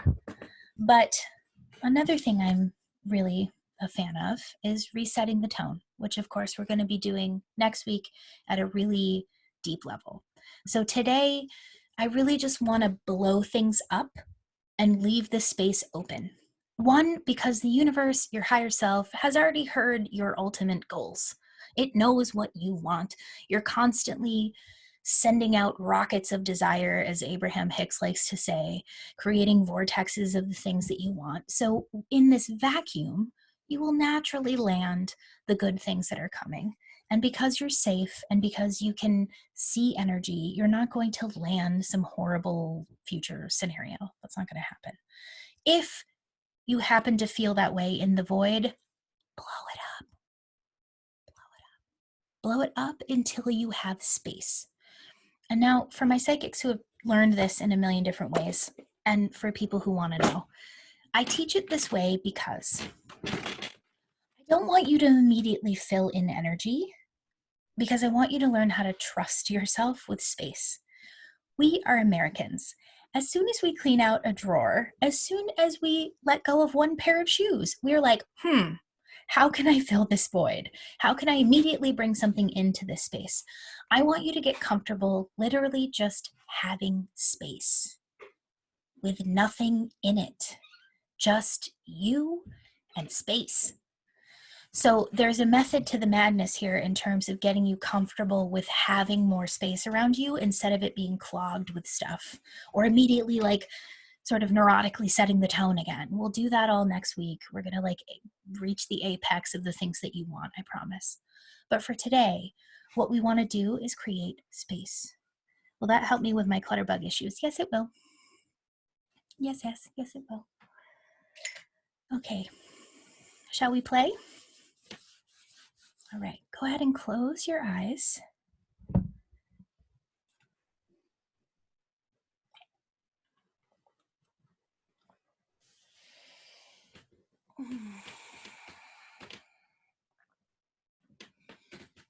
Let your body get cozy.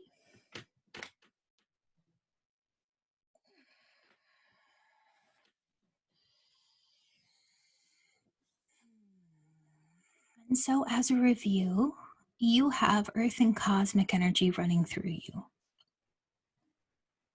It is helping you clean up and clear out anything ready to go. You are able to communicate and connect with your shadow selves. They have access to you. They feel nice and cozy and safe with you.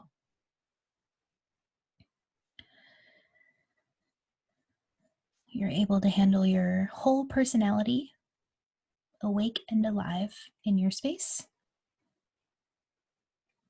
And you've moved into the center of your head where you are in your clairvoyance.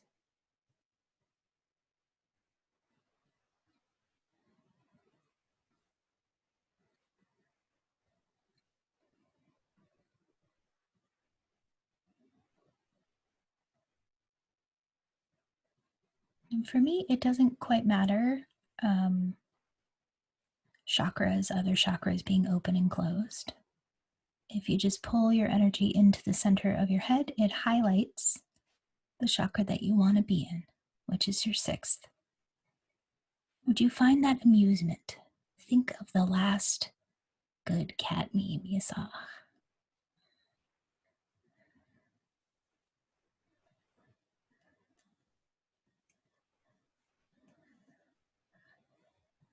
That one where they're stuck in the box is always a good one for me. But have a little smile on your face. If not because you're winning the battle of being you in this lifetime.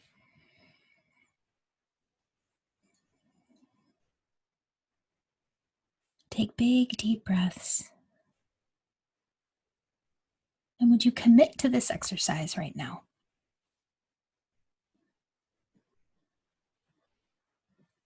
Would you commit to trusting yourself and what you see?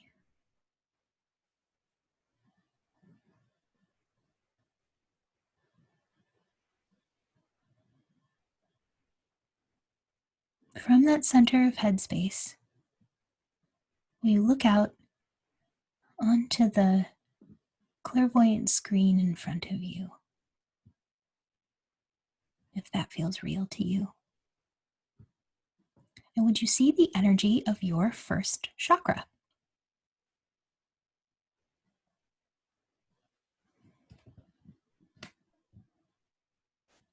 color do you see?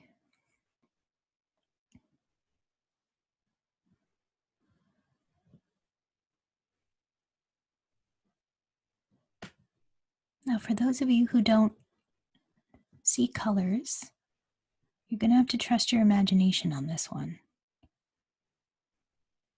Imagination is your sixth chakra.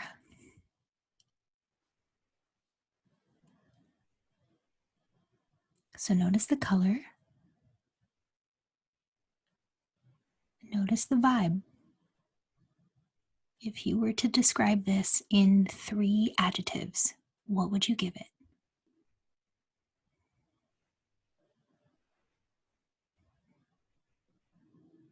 And if you feel safe and comfortable typing them in to the chat box, by all means.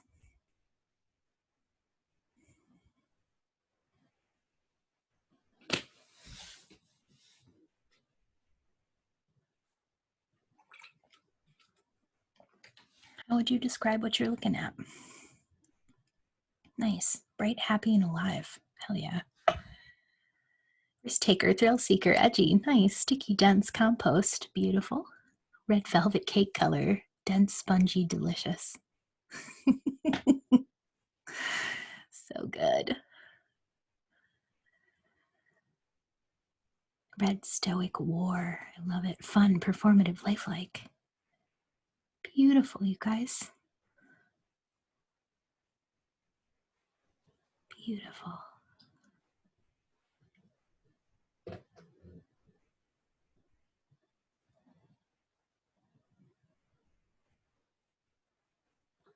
Awesome. Now, here's where the non-judgment comes in and the neutrality. Would you blow up what you're looking at, even if you like it? Because blowing it up isn't about not liking it. It's about letting it evolve.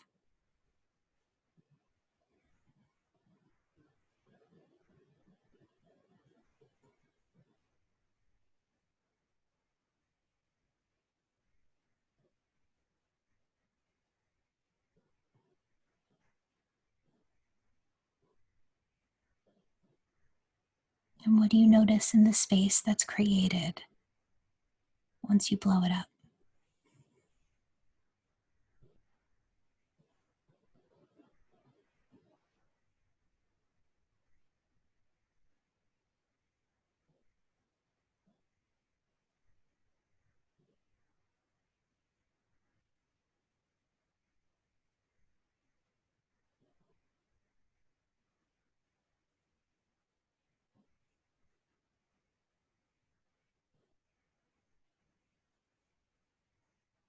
Beautiful.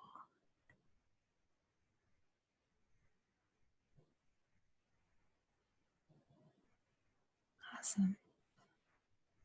Whatever you're seeing now, whatever adjectives you would give it, or colors that you're seeing, would you blow that up?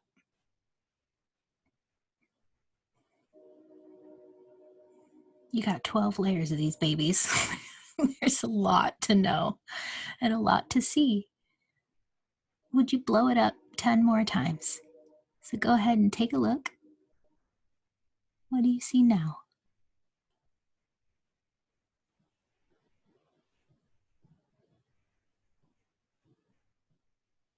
And even if it's the great white nothingness or unconsciousness, blow it up. Look at the next layer.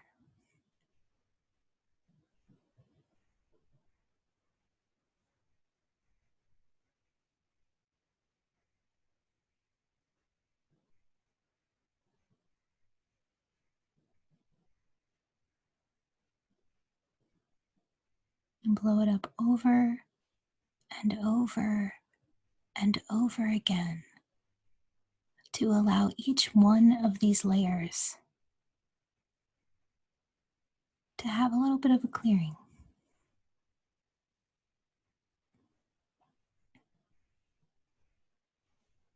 And some new, fresh, fertile space.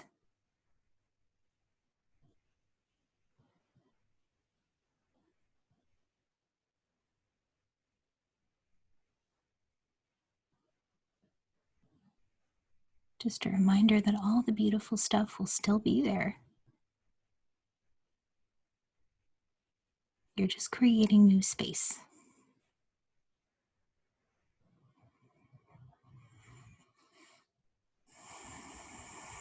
Space you might not be used to having.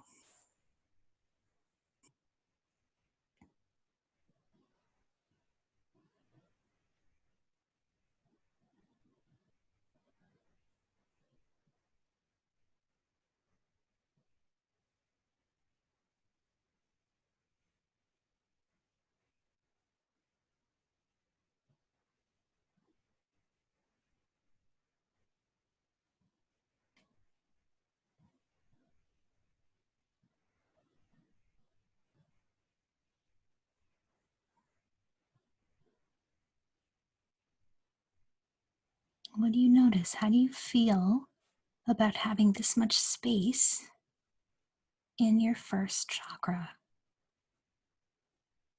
It's a lot of new space created.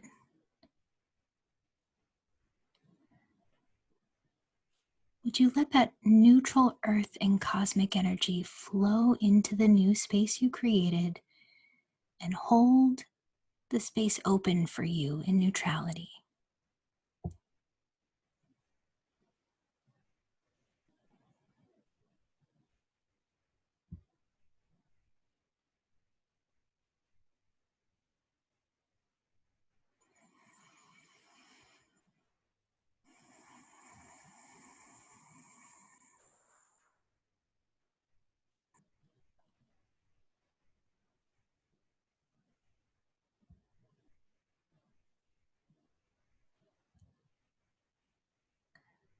Take a couple of big, deep breaths.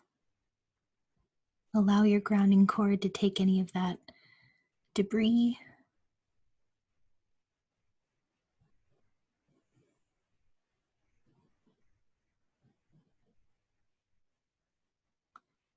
When you do a bunch of work on the first chakra, sometimes you get a little anxiety kick up.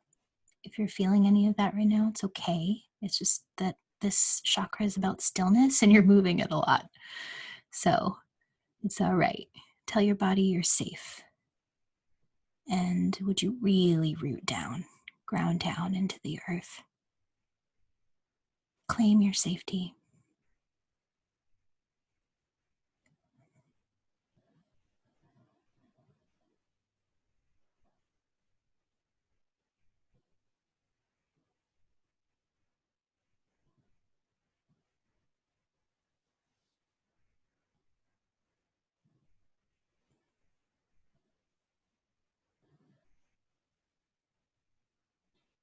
Would you find your neutrality again?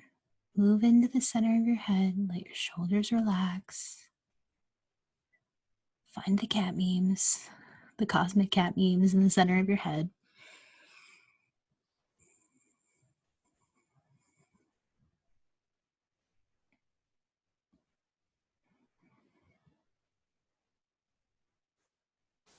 And let yourself know that you're not going to have to do that involved of a meditation for all 7. We're just going to go through the rest of them. I just wanted to give you a real thorough understanding of how you can use this for you. So from the center of your head, would you say hello to your second chakra?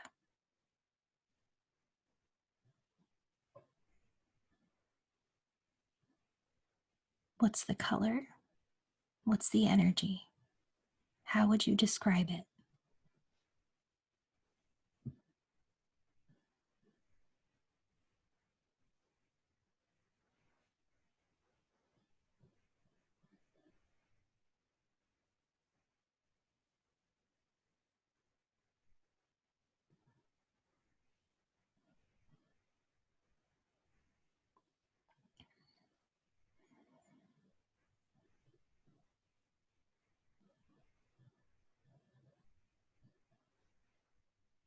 Whatever you're seeing, would you acknowledge that that's the energy in your second chakra? That's what's setting the tone for your sexuality, sensuality, and emotions.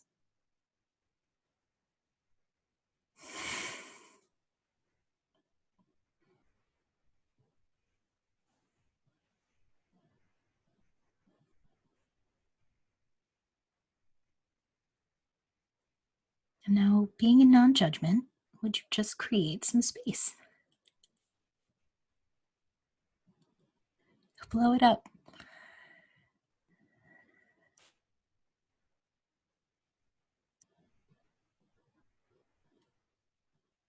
Letting the earth and cosmic energy hold some neutral space open for you.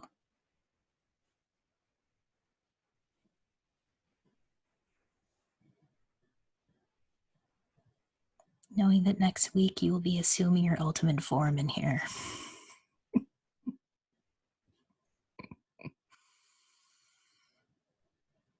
And this week it's okay to just have space. You're allowed.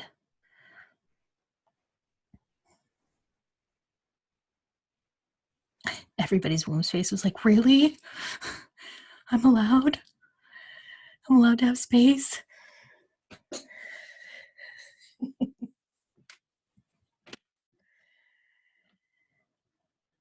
If you've been empathic for a really long time, it might be a bit of a struggle creating some space in your second chakra for you. You might even want to say hello to everybody's energy that you've been healing and feeling, because they will not.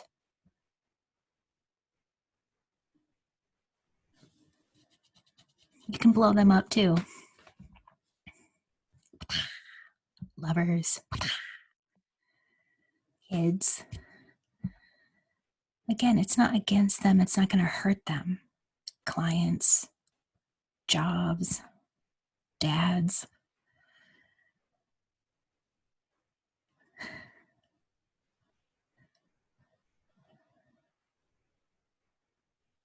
Just keep blowing it up, blowing them up as a means of letting them have their energy back.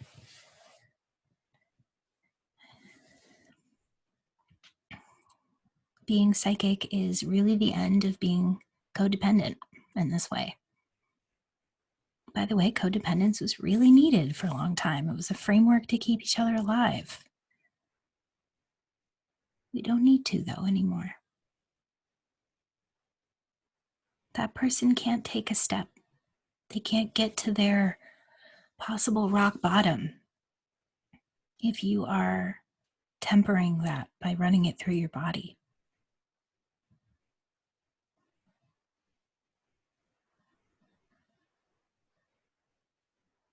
Letting the earth and cosmic energy come in and repair any places that need to be repaired in the second chakra.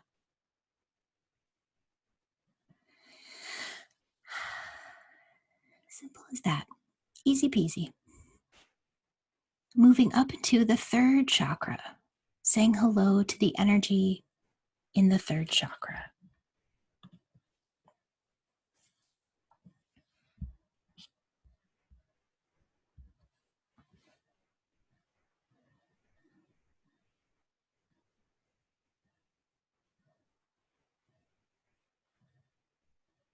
What do you notice? What's the energy? What's the vibe? How would you describe the energy in your third chakra?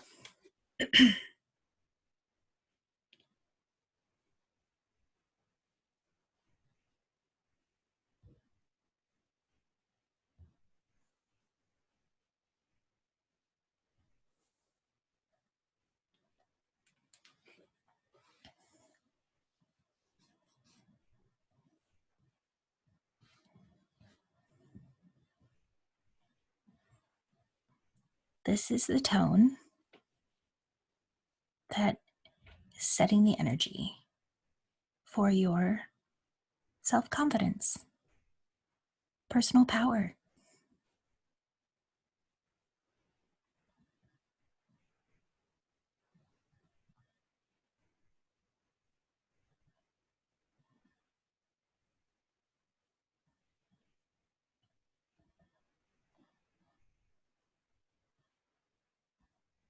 Venus retrograde is really pulling some focus on this right now.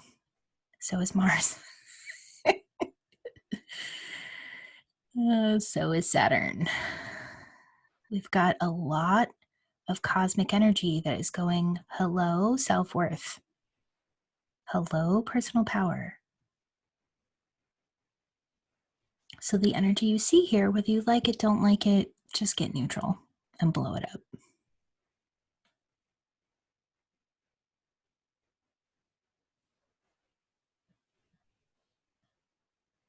Blow it up to give yourself space here.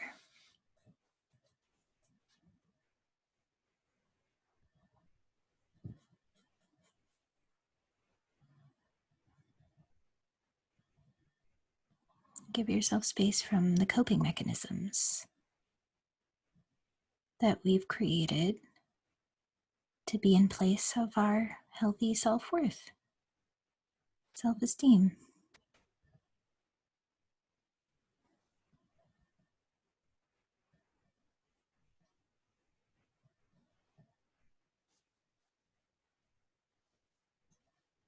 And let the earth and cosmic energy run through this space, creating a nice fertile ground for your energy to land. Nice and neutral. Okay, now that we're out of the lower chakras, you will notice it moves faster. Good job getting through that. Tuning into the fourth chakra. From the center of your head, would you notice the energy in your fourth chakra?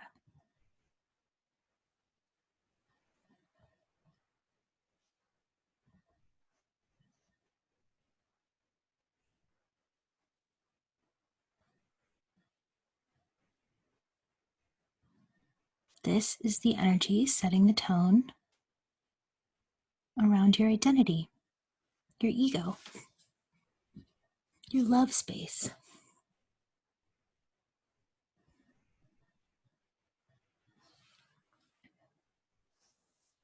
This is the energy setting the tone between all the parts of yourself and how they relate.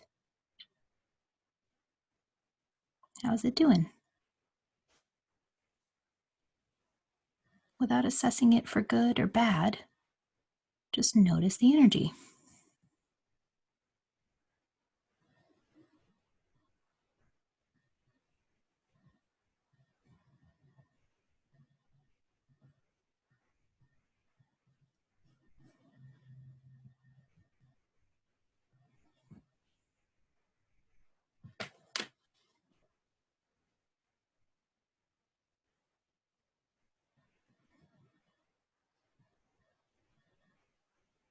It's a good time to mention that neutrality is not a lack of emotions. Emotions sometimes come up and or your body needs to be allowed to kind of off gas that energy. Neutrality is being neutral to yourself and allowing it to happen.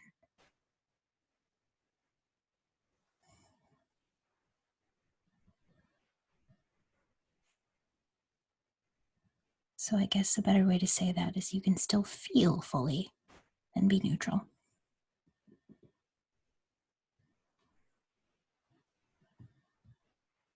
So would you blow up the energy in the fourth that you see in your mind's eye? Letting the earth and cosmic energy move into that space, clearing out any old ways of being that are ready to go.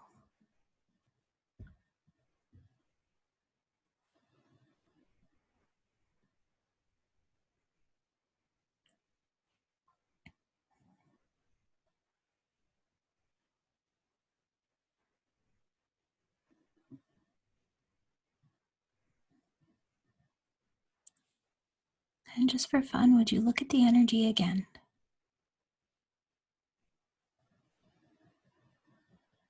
What do you see in your fourth chakra now?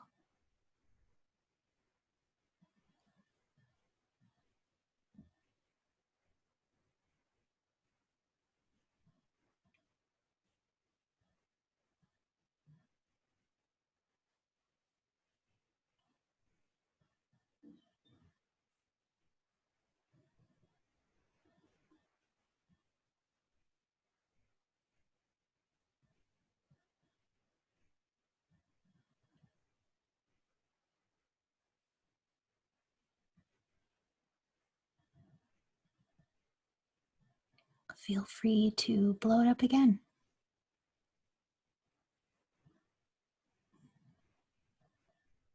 Create even more space. You're a big complex personality. You might want to create and destroy in here a little bit.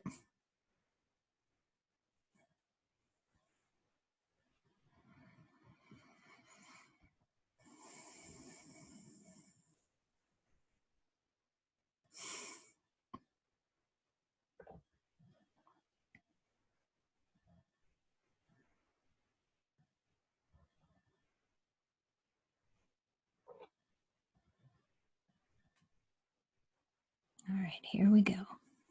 3 more. Hang in there with me. 5th chakra. From the center of your head, if you've moved out of there and into some other alternate reality, come on back. Sit in that center of your head. You are allowed to be there. It's your body. It's your 6th chakra. Would you take a look at the energy of your 5th chakra? Your communication space. What do you notice? What's the color? What's the energy? How would you describe it?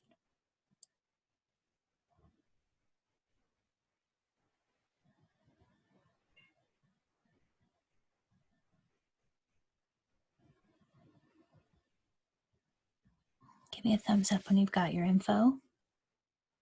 Cool. Nice.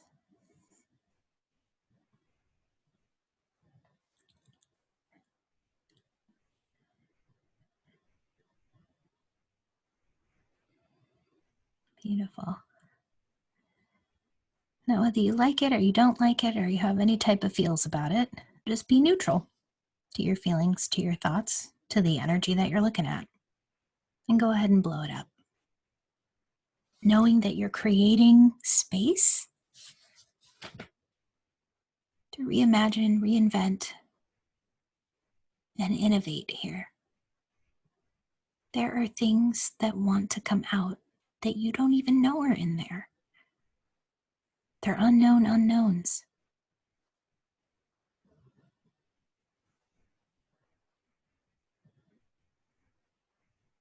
So again, taking a look at the 5th, seeing what there is to see after you've destroyed in there.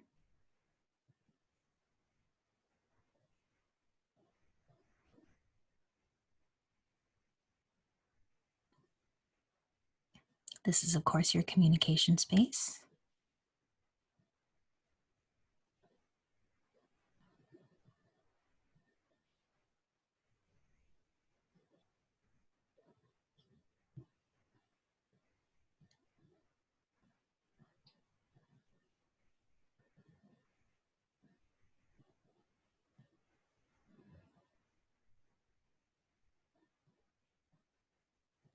And blow it up again, letting the earth and cosmic energy come in and create space. Space around your communication.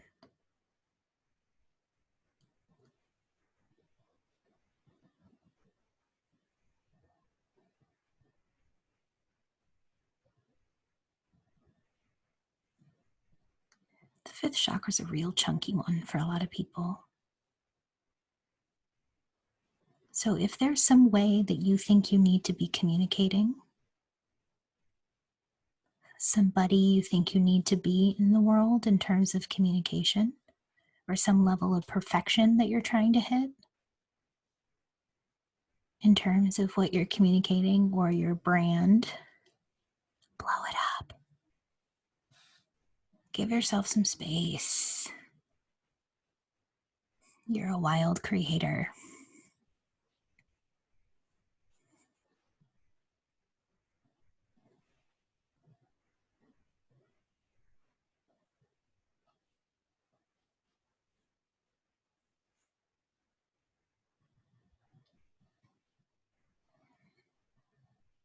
All right, moving into the 6th chakra.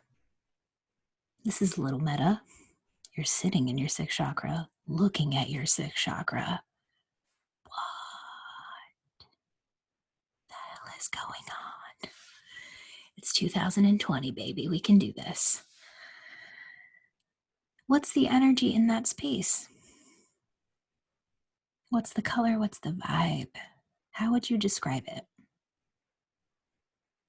This, of course, is the energy of your vision, your clairvoyance.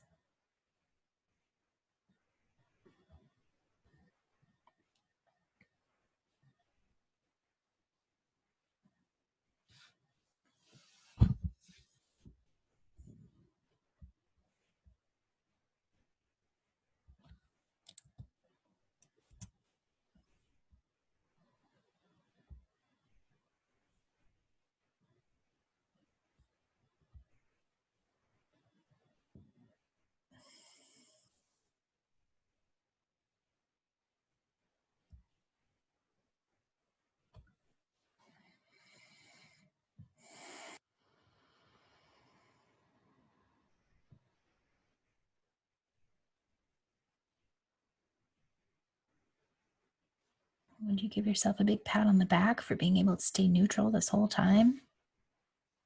Move through all this stuff and go ahead and blow it up.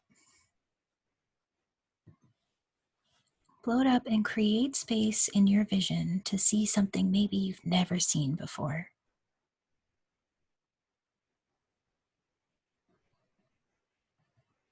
By the way, this is your energy, so feel free to get feisty and demand to see things you've never seen before.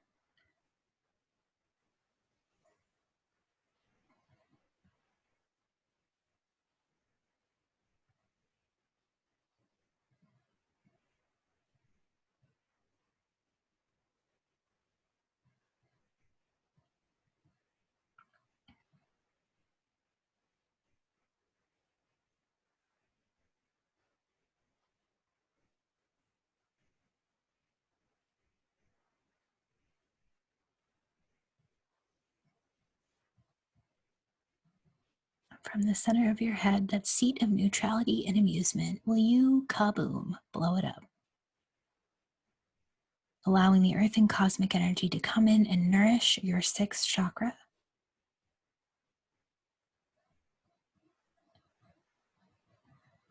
Holding a nice neutral space for you.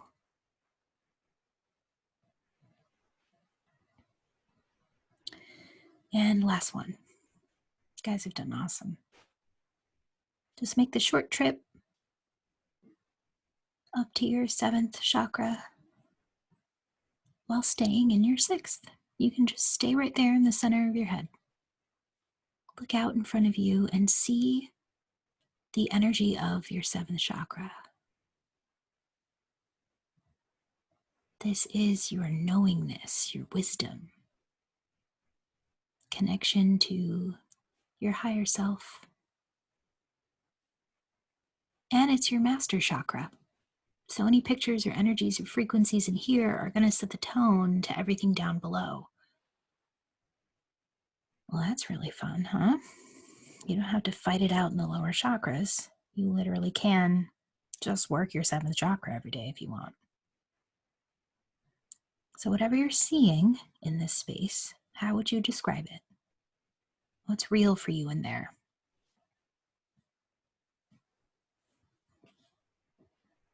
Color, vibe, adjectives. And if you feel safe, go ahead and throw that in the chat box if that feels fun for you. We'll bookend it here.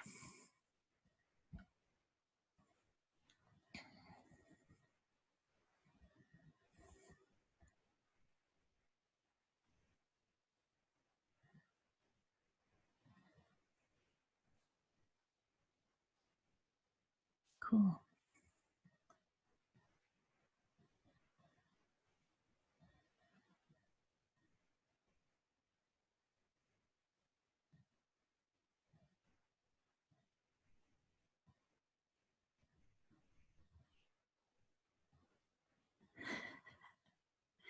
Vanilla cream cookies. I love that.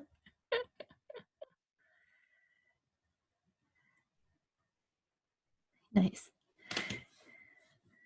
Making up words is the hallmark of being in the upper chakras. Beautiful, you guys.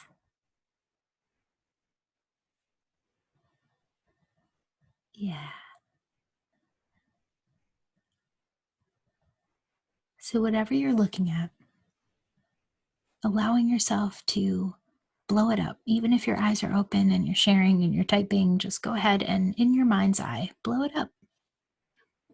Leaving space for the earth and cosmic to come in and do their job, expand you in this space.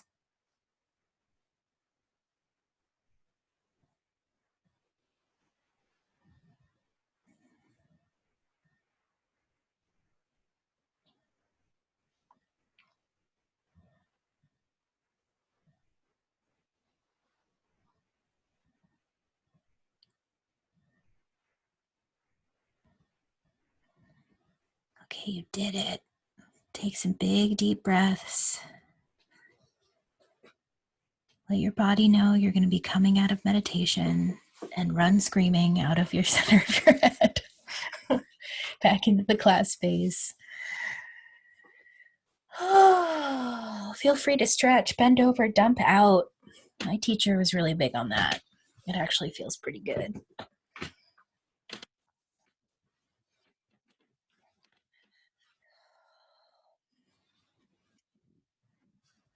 Alrighty.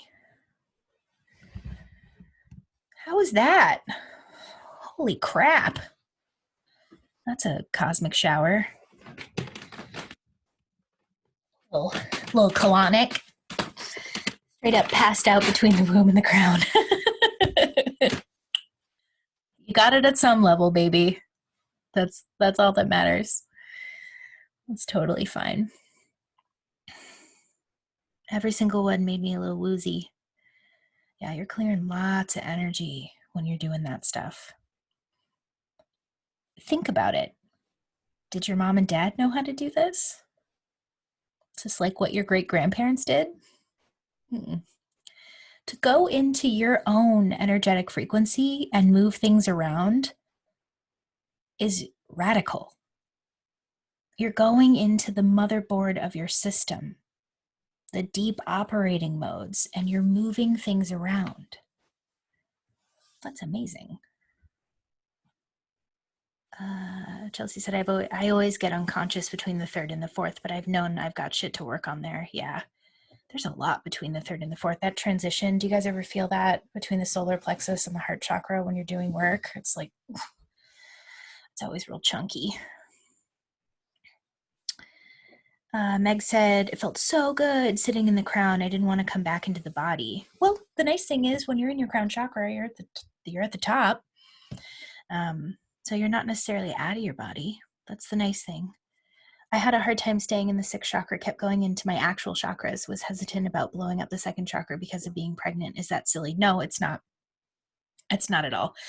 Womb energy, we'll talk about this in 2 weeks. It doesn't love blowing things up. It loves to create and sustain. It doesn't love to destroy, kind of. That's a little bit of a lie. It's a bit of a cultural control structure because there's bleeding every single month. So it's actually fantastic at destroying, fantastic at composting that energy. It's just that when it's trying to sustain a baby, of course it's not going to want to blow it up, but you're not going to hurt anything. You're just going to actually make that space nice and clean for the baby to grow in. So if you've got any womb energy in there, like old control structures or like strange things that you don't need anymore, it's going to create a nice, easy space for the baby to be in. And you can always just communicate with baby too and be like, hey, I'm gonna blow some stuff up so that you're more comfortable. You cool? And get some communication from the baby. But then no, that's not silly at all. That's your womb being like, hold on, wait a minute. I got really physically cold. Interesting. That's really interesting. Iris, really good farts, helping with the humor and clearing. Taurus season. Do you guys know Benny Drama on Instagram? Have you seen anything? His Taurus season one. It's like, can we just stand and fart? I've got my comfies on, which is like every season we go through whatever thing he did.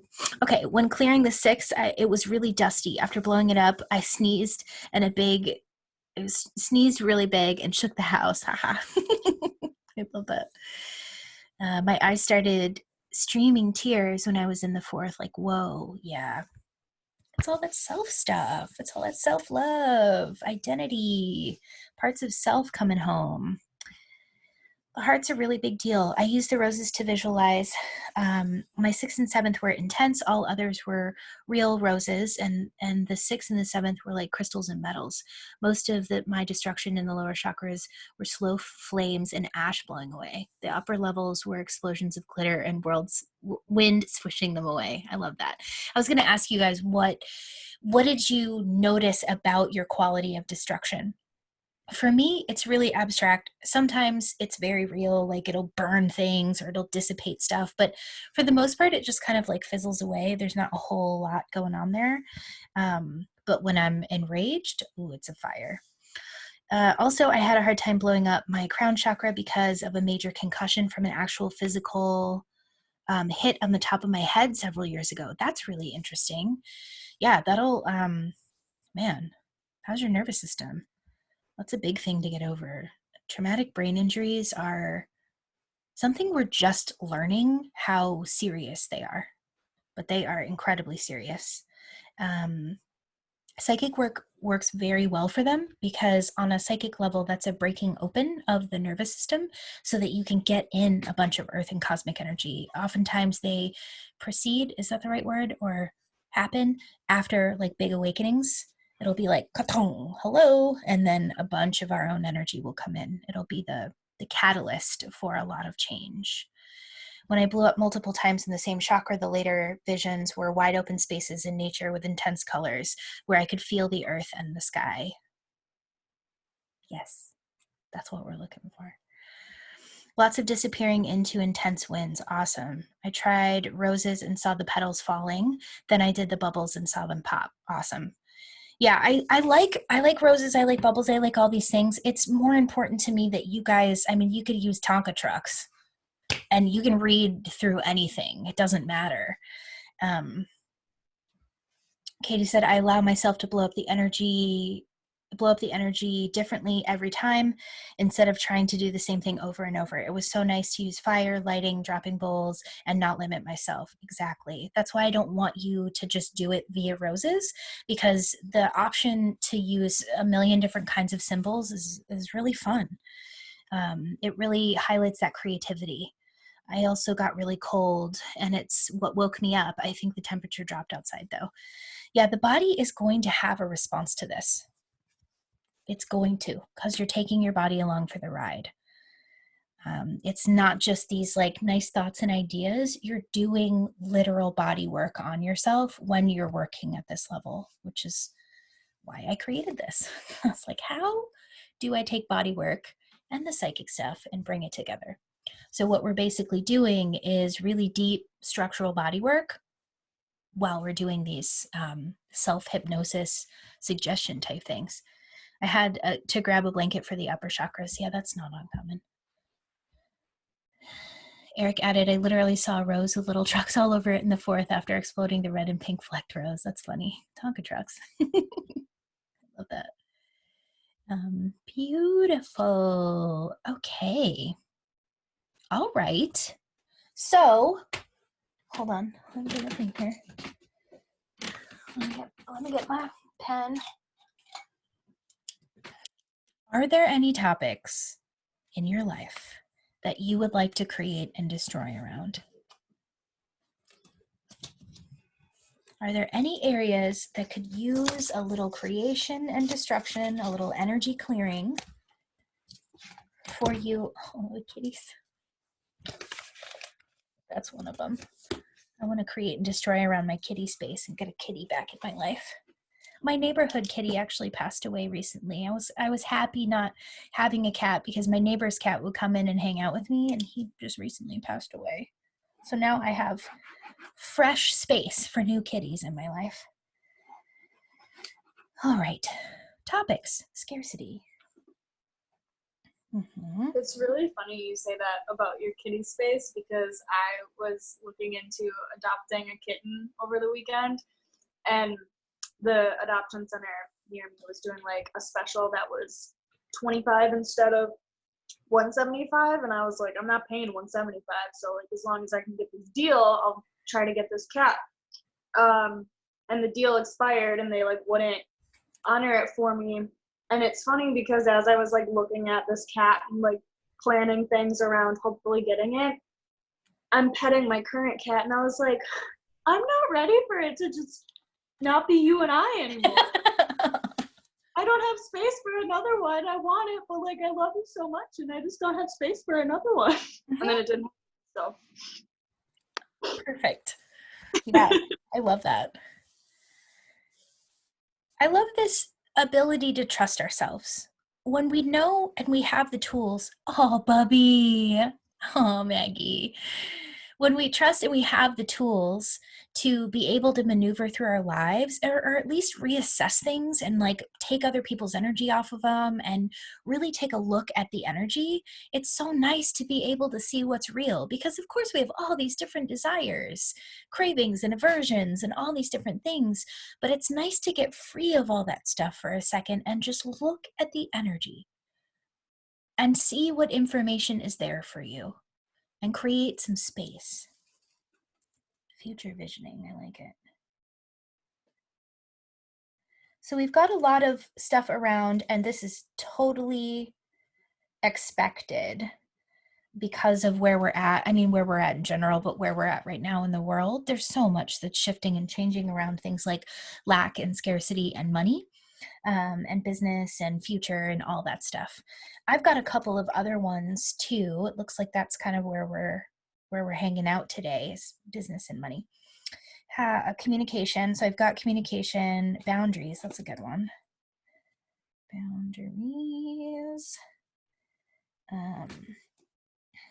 Yeah, so I've got creativity. I've got communication for you, Iris, that I had already written down. I got safety, well-being, health, desire, creativity, communication, clarity, wisdom. Then we've got from you guys, lack, scarcity, business, future visioning, boundaries, the blow up the pattern of being with partners who aren't aware of their trauma, disassociating into screens. Cool. So we'll create and destroy around social media and the interwebs. And we'll create and destroy around partnership and relationship. So again, what this is going to help you do is just healthfully disassociate from these energies so that new, fresh energy can flow. You can let in the earth and cosmic in a new way. Relationships, nice. Yeah. Okay. Home, moving. Oh, I need that one too. We're going to move quick with these because one, I want to, and two, I want to highlight the fact that you can move quick. I'm slowing everything way down because we're taking our body along and y'all aren't used to moving this quickly. But I think for some of you, we're going to move really quickly through these, create, destroy, and just trust what you're doing. So now we slowed down the push-ups and you went so slow through the whole just thing, and then you came back down again. Now we're just going to really pump it up. Okay, here we go. So go ahead and close your eyes. And wherever you're at, would you make it just the most perfect thing? Take all the judgment out of your life and out of where you're at right now, and just know that you are in the perfect moment. You've got everything you need to move the energy around each one of these subjects. So here we go. Moving into the center of your head, would you trust yourself and take a look at lack? What does the energy of lack look like?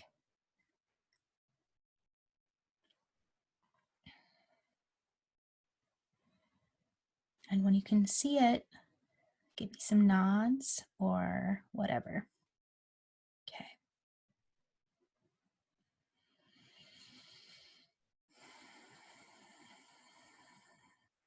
Whatever you're seeing, that's the energy of lack. And kaboom, blow it up.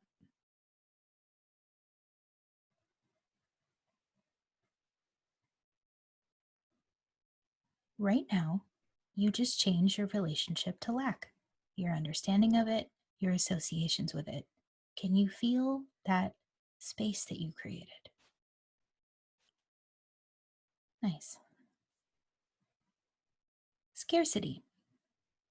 What does scarcity look like?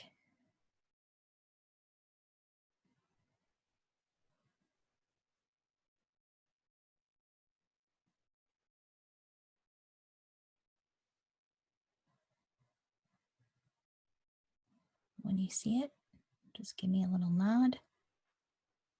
Nice. Ready? Blow it up. Ah, so good to feel free of that. Okay, moving on. Money. What's the energy of money look like?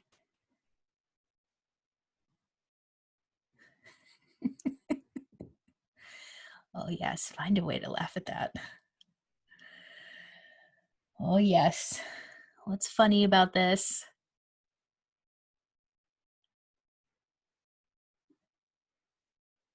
Whatever you're seeing, that's the energy. That's what you see. That's what you interact with when you think or be with money.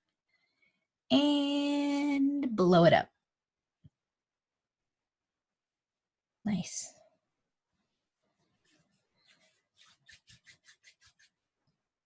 Business. Business.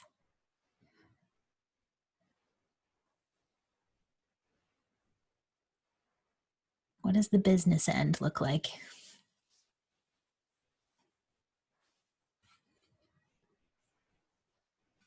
You guys got the vibe? You trusting yourself? You loving this? Blow it up. Leaving space for business to be entirely recreated in your life. Future visioning. The future. Visioning the future. What's that look like to you? What's the color? What's the vibe? Do you notice how you can look at the energy of anything?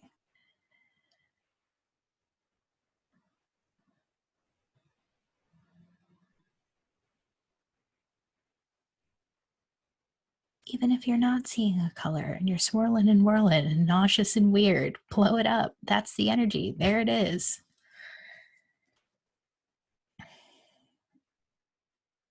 Boundaries. All the pictures and energies and everything around boundaries. What does it look like? What's the color? What's the vibe? Give me a nod when you see something.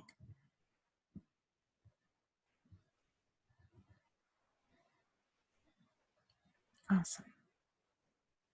Whatever you're seeing, trust it. And detonate.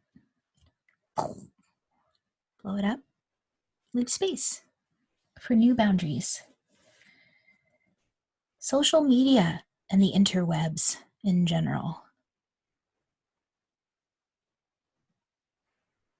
What's the energy?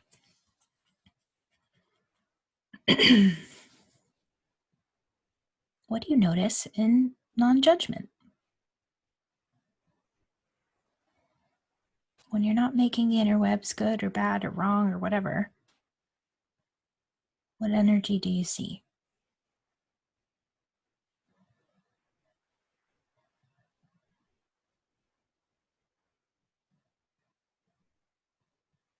And go ahead and blow it up.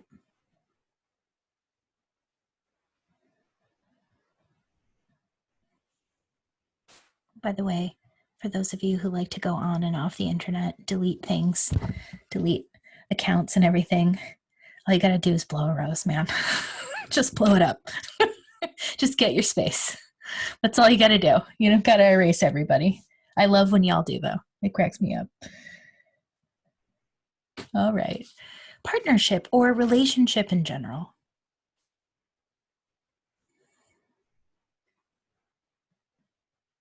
Ah, yes. All of the stories. All of the nightmares. All of the beauty. What do you see? What's the energy?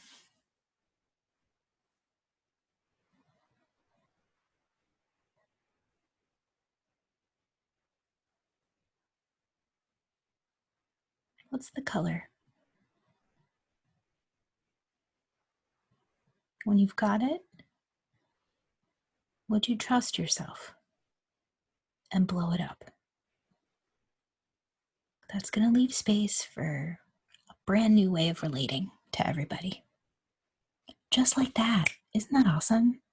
You don't have to fight through like 12 years of therapy. You just blow it up and leave some space. Not that 12 years of therapy isn't awesome, it is. Pairing it with this.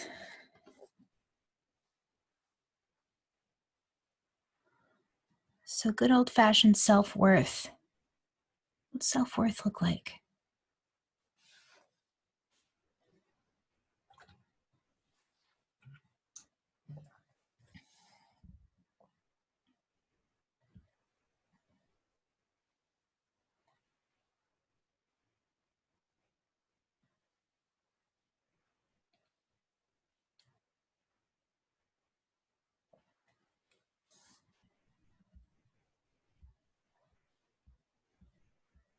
Ready?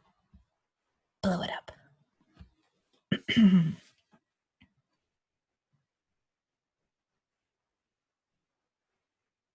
Now we've got home.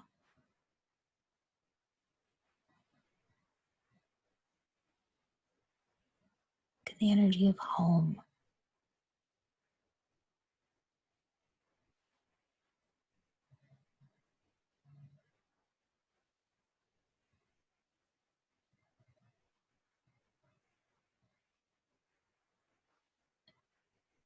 And without getting too far into it, blow it up. Let yourself get that upgrade.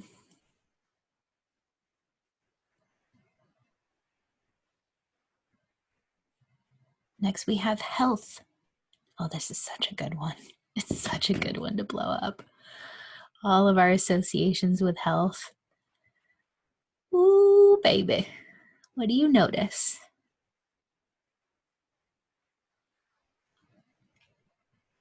Do you notice just the mere word, the thought? It like brings it all up. You don't even have to sit with it for very long. Just go ahead and blow it up. Wealth.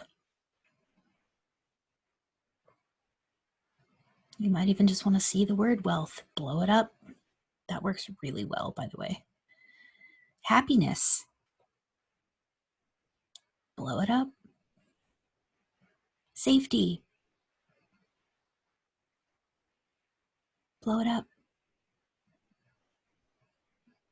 Make sure you're breathing. Be sure to breathe. Well-being. I like this word. Well-being. Blow it up.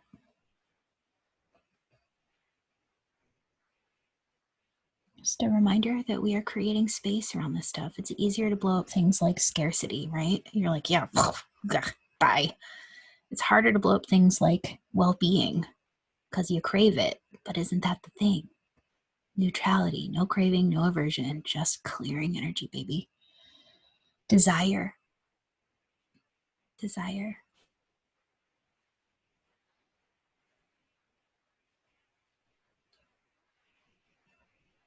Blow it up. Sexuality.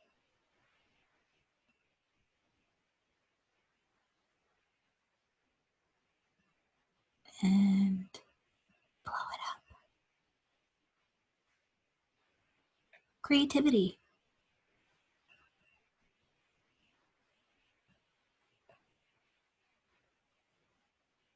All the energy around creativity. Blow it up.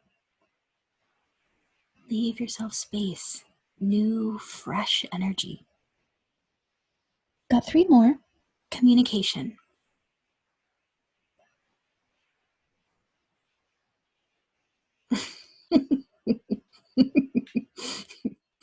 Blow it up. Clarity. Clarity. Every little thing about clarity. Seeing that in your mind's eye. Even that word across your screen clairvoyantly and blowing it up. Wisdom is our last one. Oh wait, no, it's not. I lied. I didn't have all the wisdom. I hadn't yet downloaded the knowledge of the next one. Go ahead and blow it up.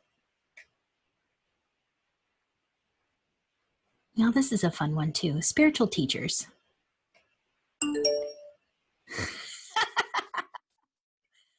Blow it up. Yeah. Reliability. Thank you, Iris. That's a good one. Reliability. Kaboom. As all my creative folks are like, blow it up. And then I want to leave some space open here for whatever's on your heart, whatever kind of topics come up for you. I'm going to be quiet, have a moment of silence here for your process and anything you want to blow up. May I suggest parents and parenting? Just putting that out there. Just going to say.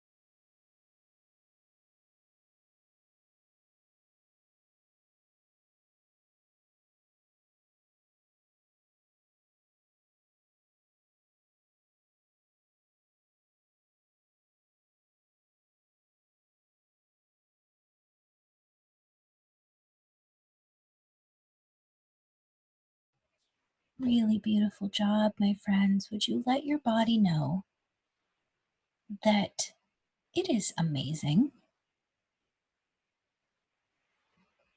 Would you thank it for getting through all of this so gracefully? And let it come all the way out of meditation. And back into the safe and now very clean class space.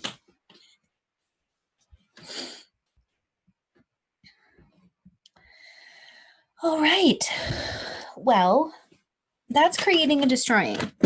That is a really helpful psychic muscle that you can work at any moment of the day. Any moment of the day, around any topic. And I want you to kind of go ham on this. Instead of fixing, solving, obsessing, freaking out, would you create and destroy this week? Really build the muscle of creating and destroying rather than responding to the energy in your space. This will really help to clear out any of the gook in the way. And you will move very elegantly into some level of amusement and neutrality with the things in your life. And more than that, which is a blessing in and of itself, but you'll begin to uncover little by little you, the truth of you, your vision, your idea of things, not the old energy of it. I had a note on this that I want to say hello to before we leave.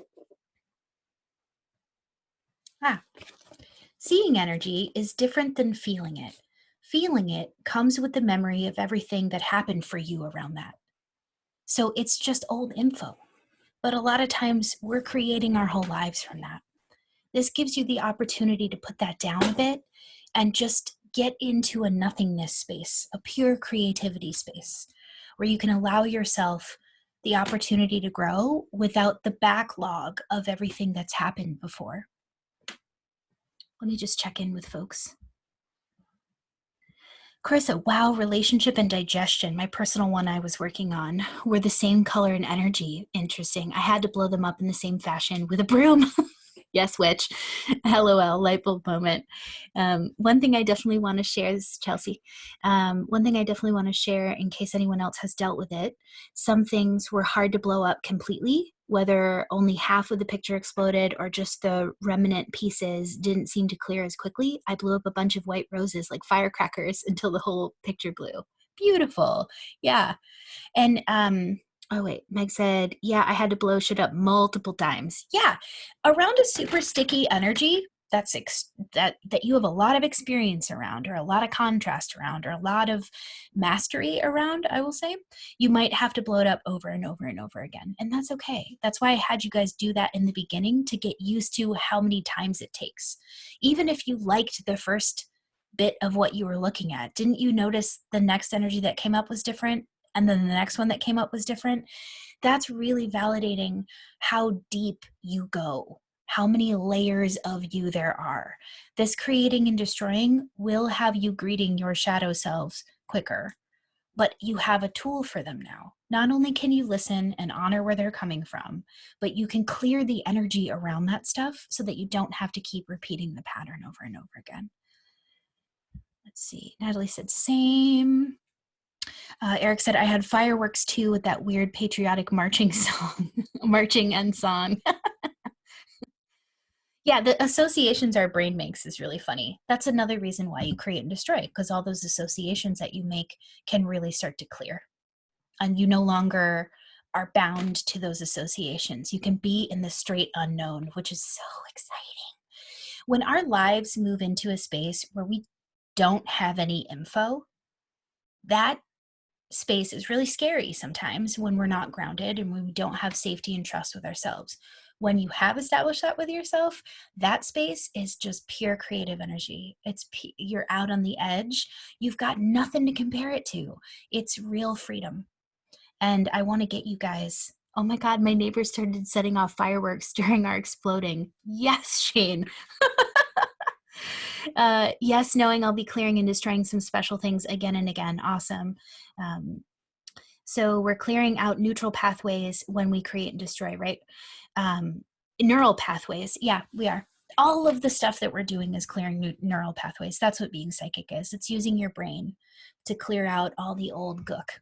And the reason, I kind of teased this a couple of weeks ago, the reason that I talk so much during meditations, I'm like the anti-Zen teacher. Not that I don't love Zen stuff, but the reason I talk a lot is because I want all of your brain engaged.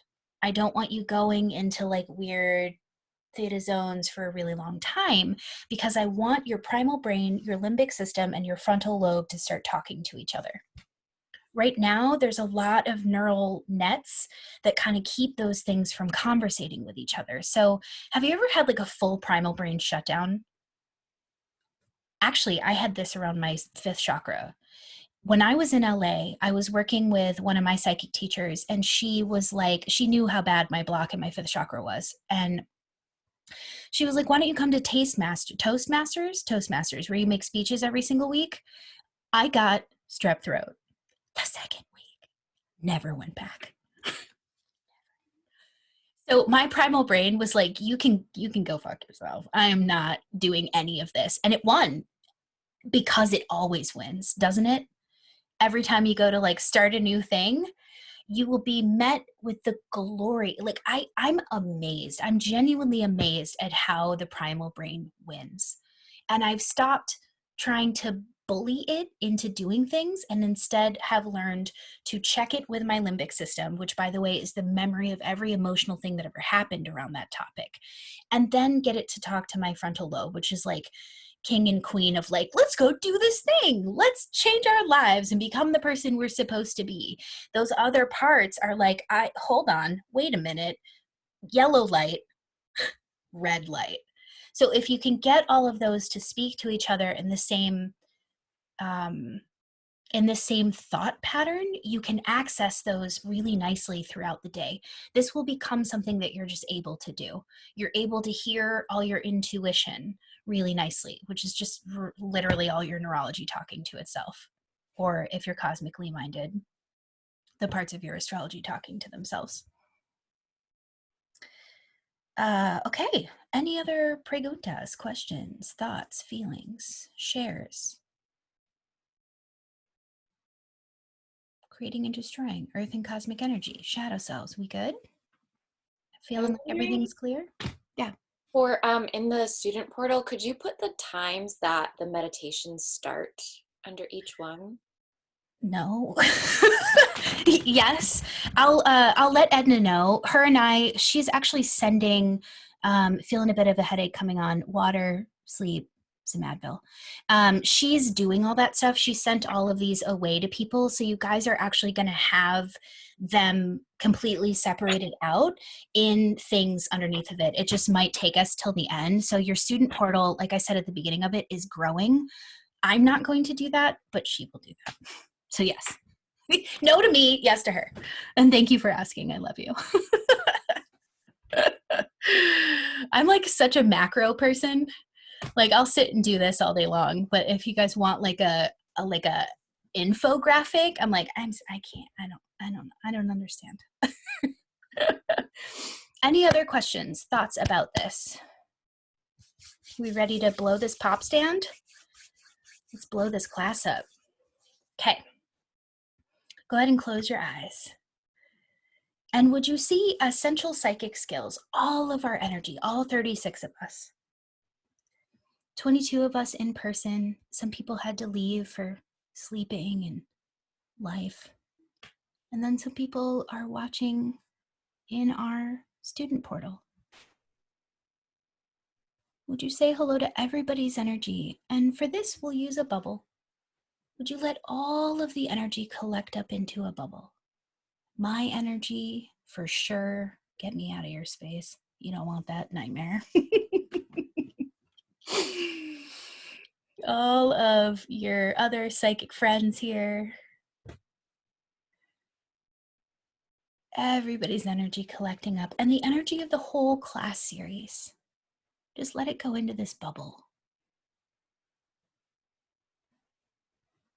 And that's so you can have this information for you.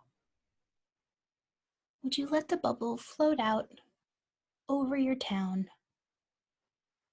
out into the atmosphere, and let it blow up? And would you be in your own space? Let the earth and cosmic energy really validate and run through every layer of your aura, giving you a nice neutral space to explore and play.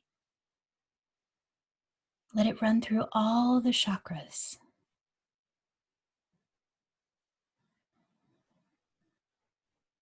Letting what's real for you shift.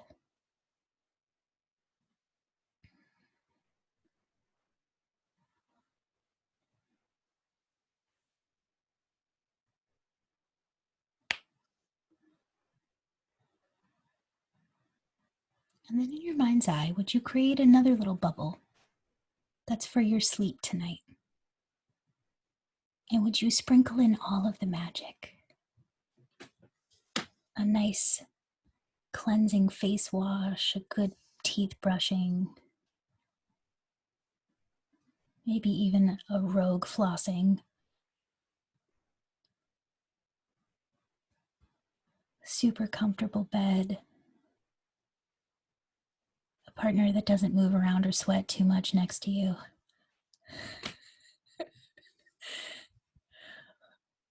Or a cat that doesn't claw you. Everyone's so peaceful. All of your hopes and desires and the beautiful dreams that are waiting for you. The ancestors that can't wait to fist pump you when you get out there in the astral. all that info you've been waiting for in your dream space. To set yourself up for a really beautiful night's sleep.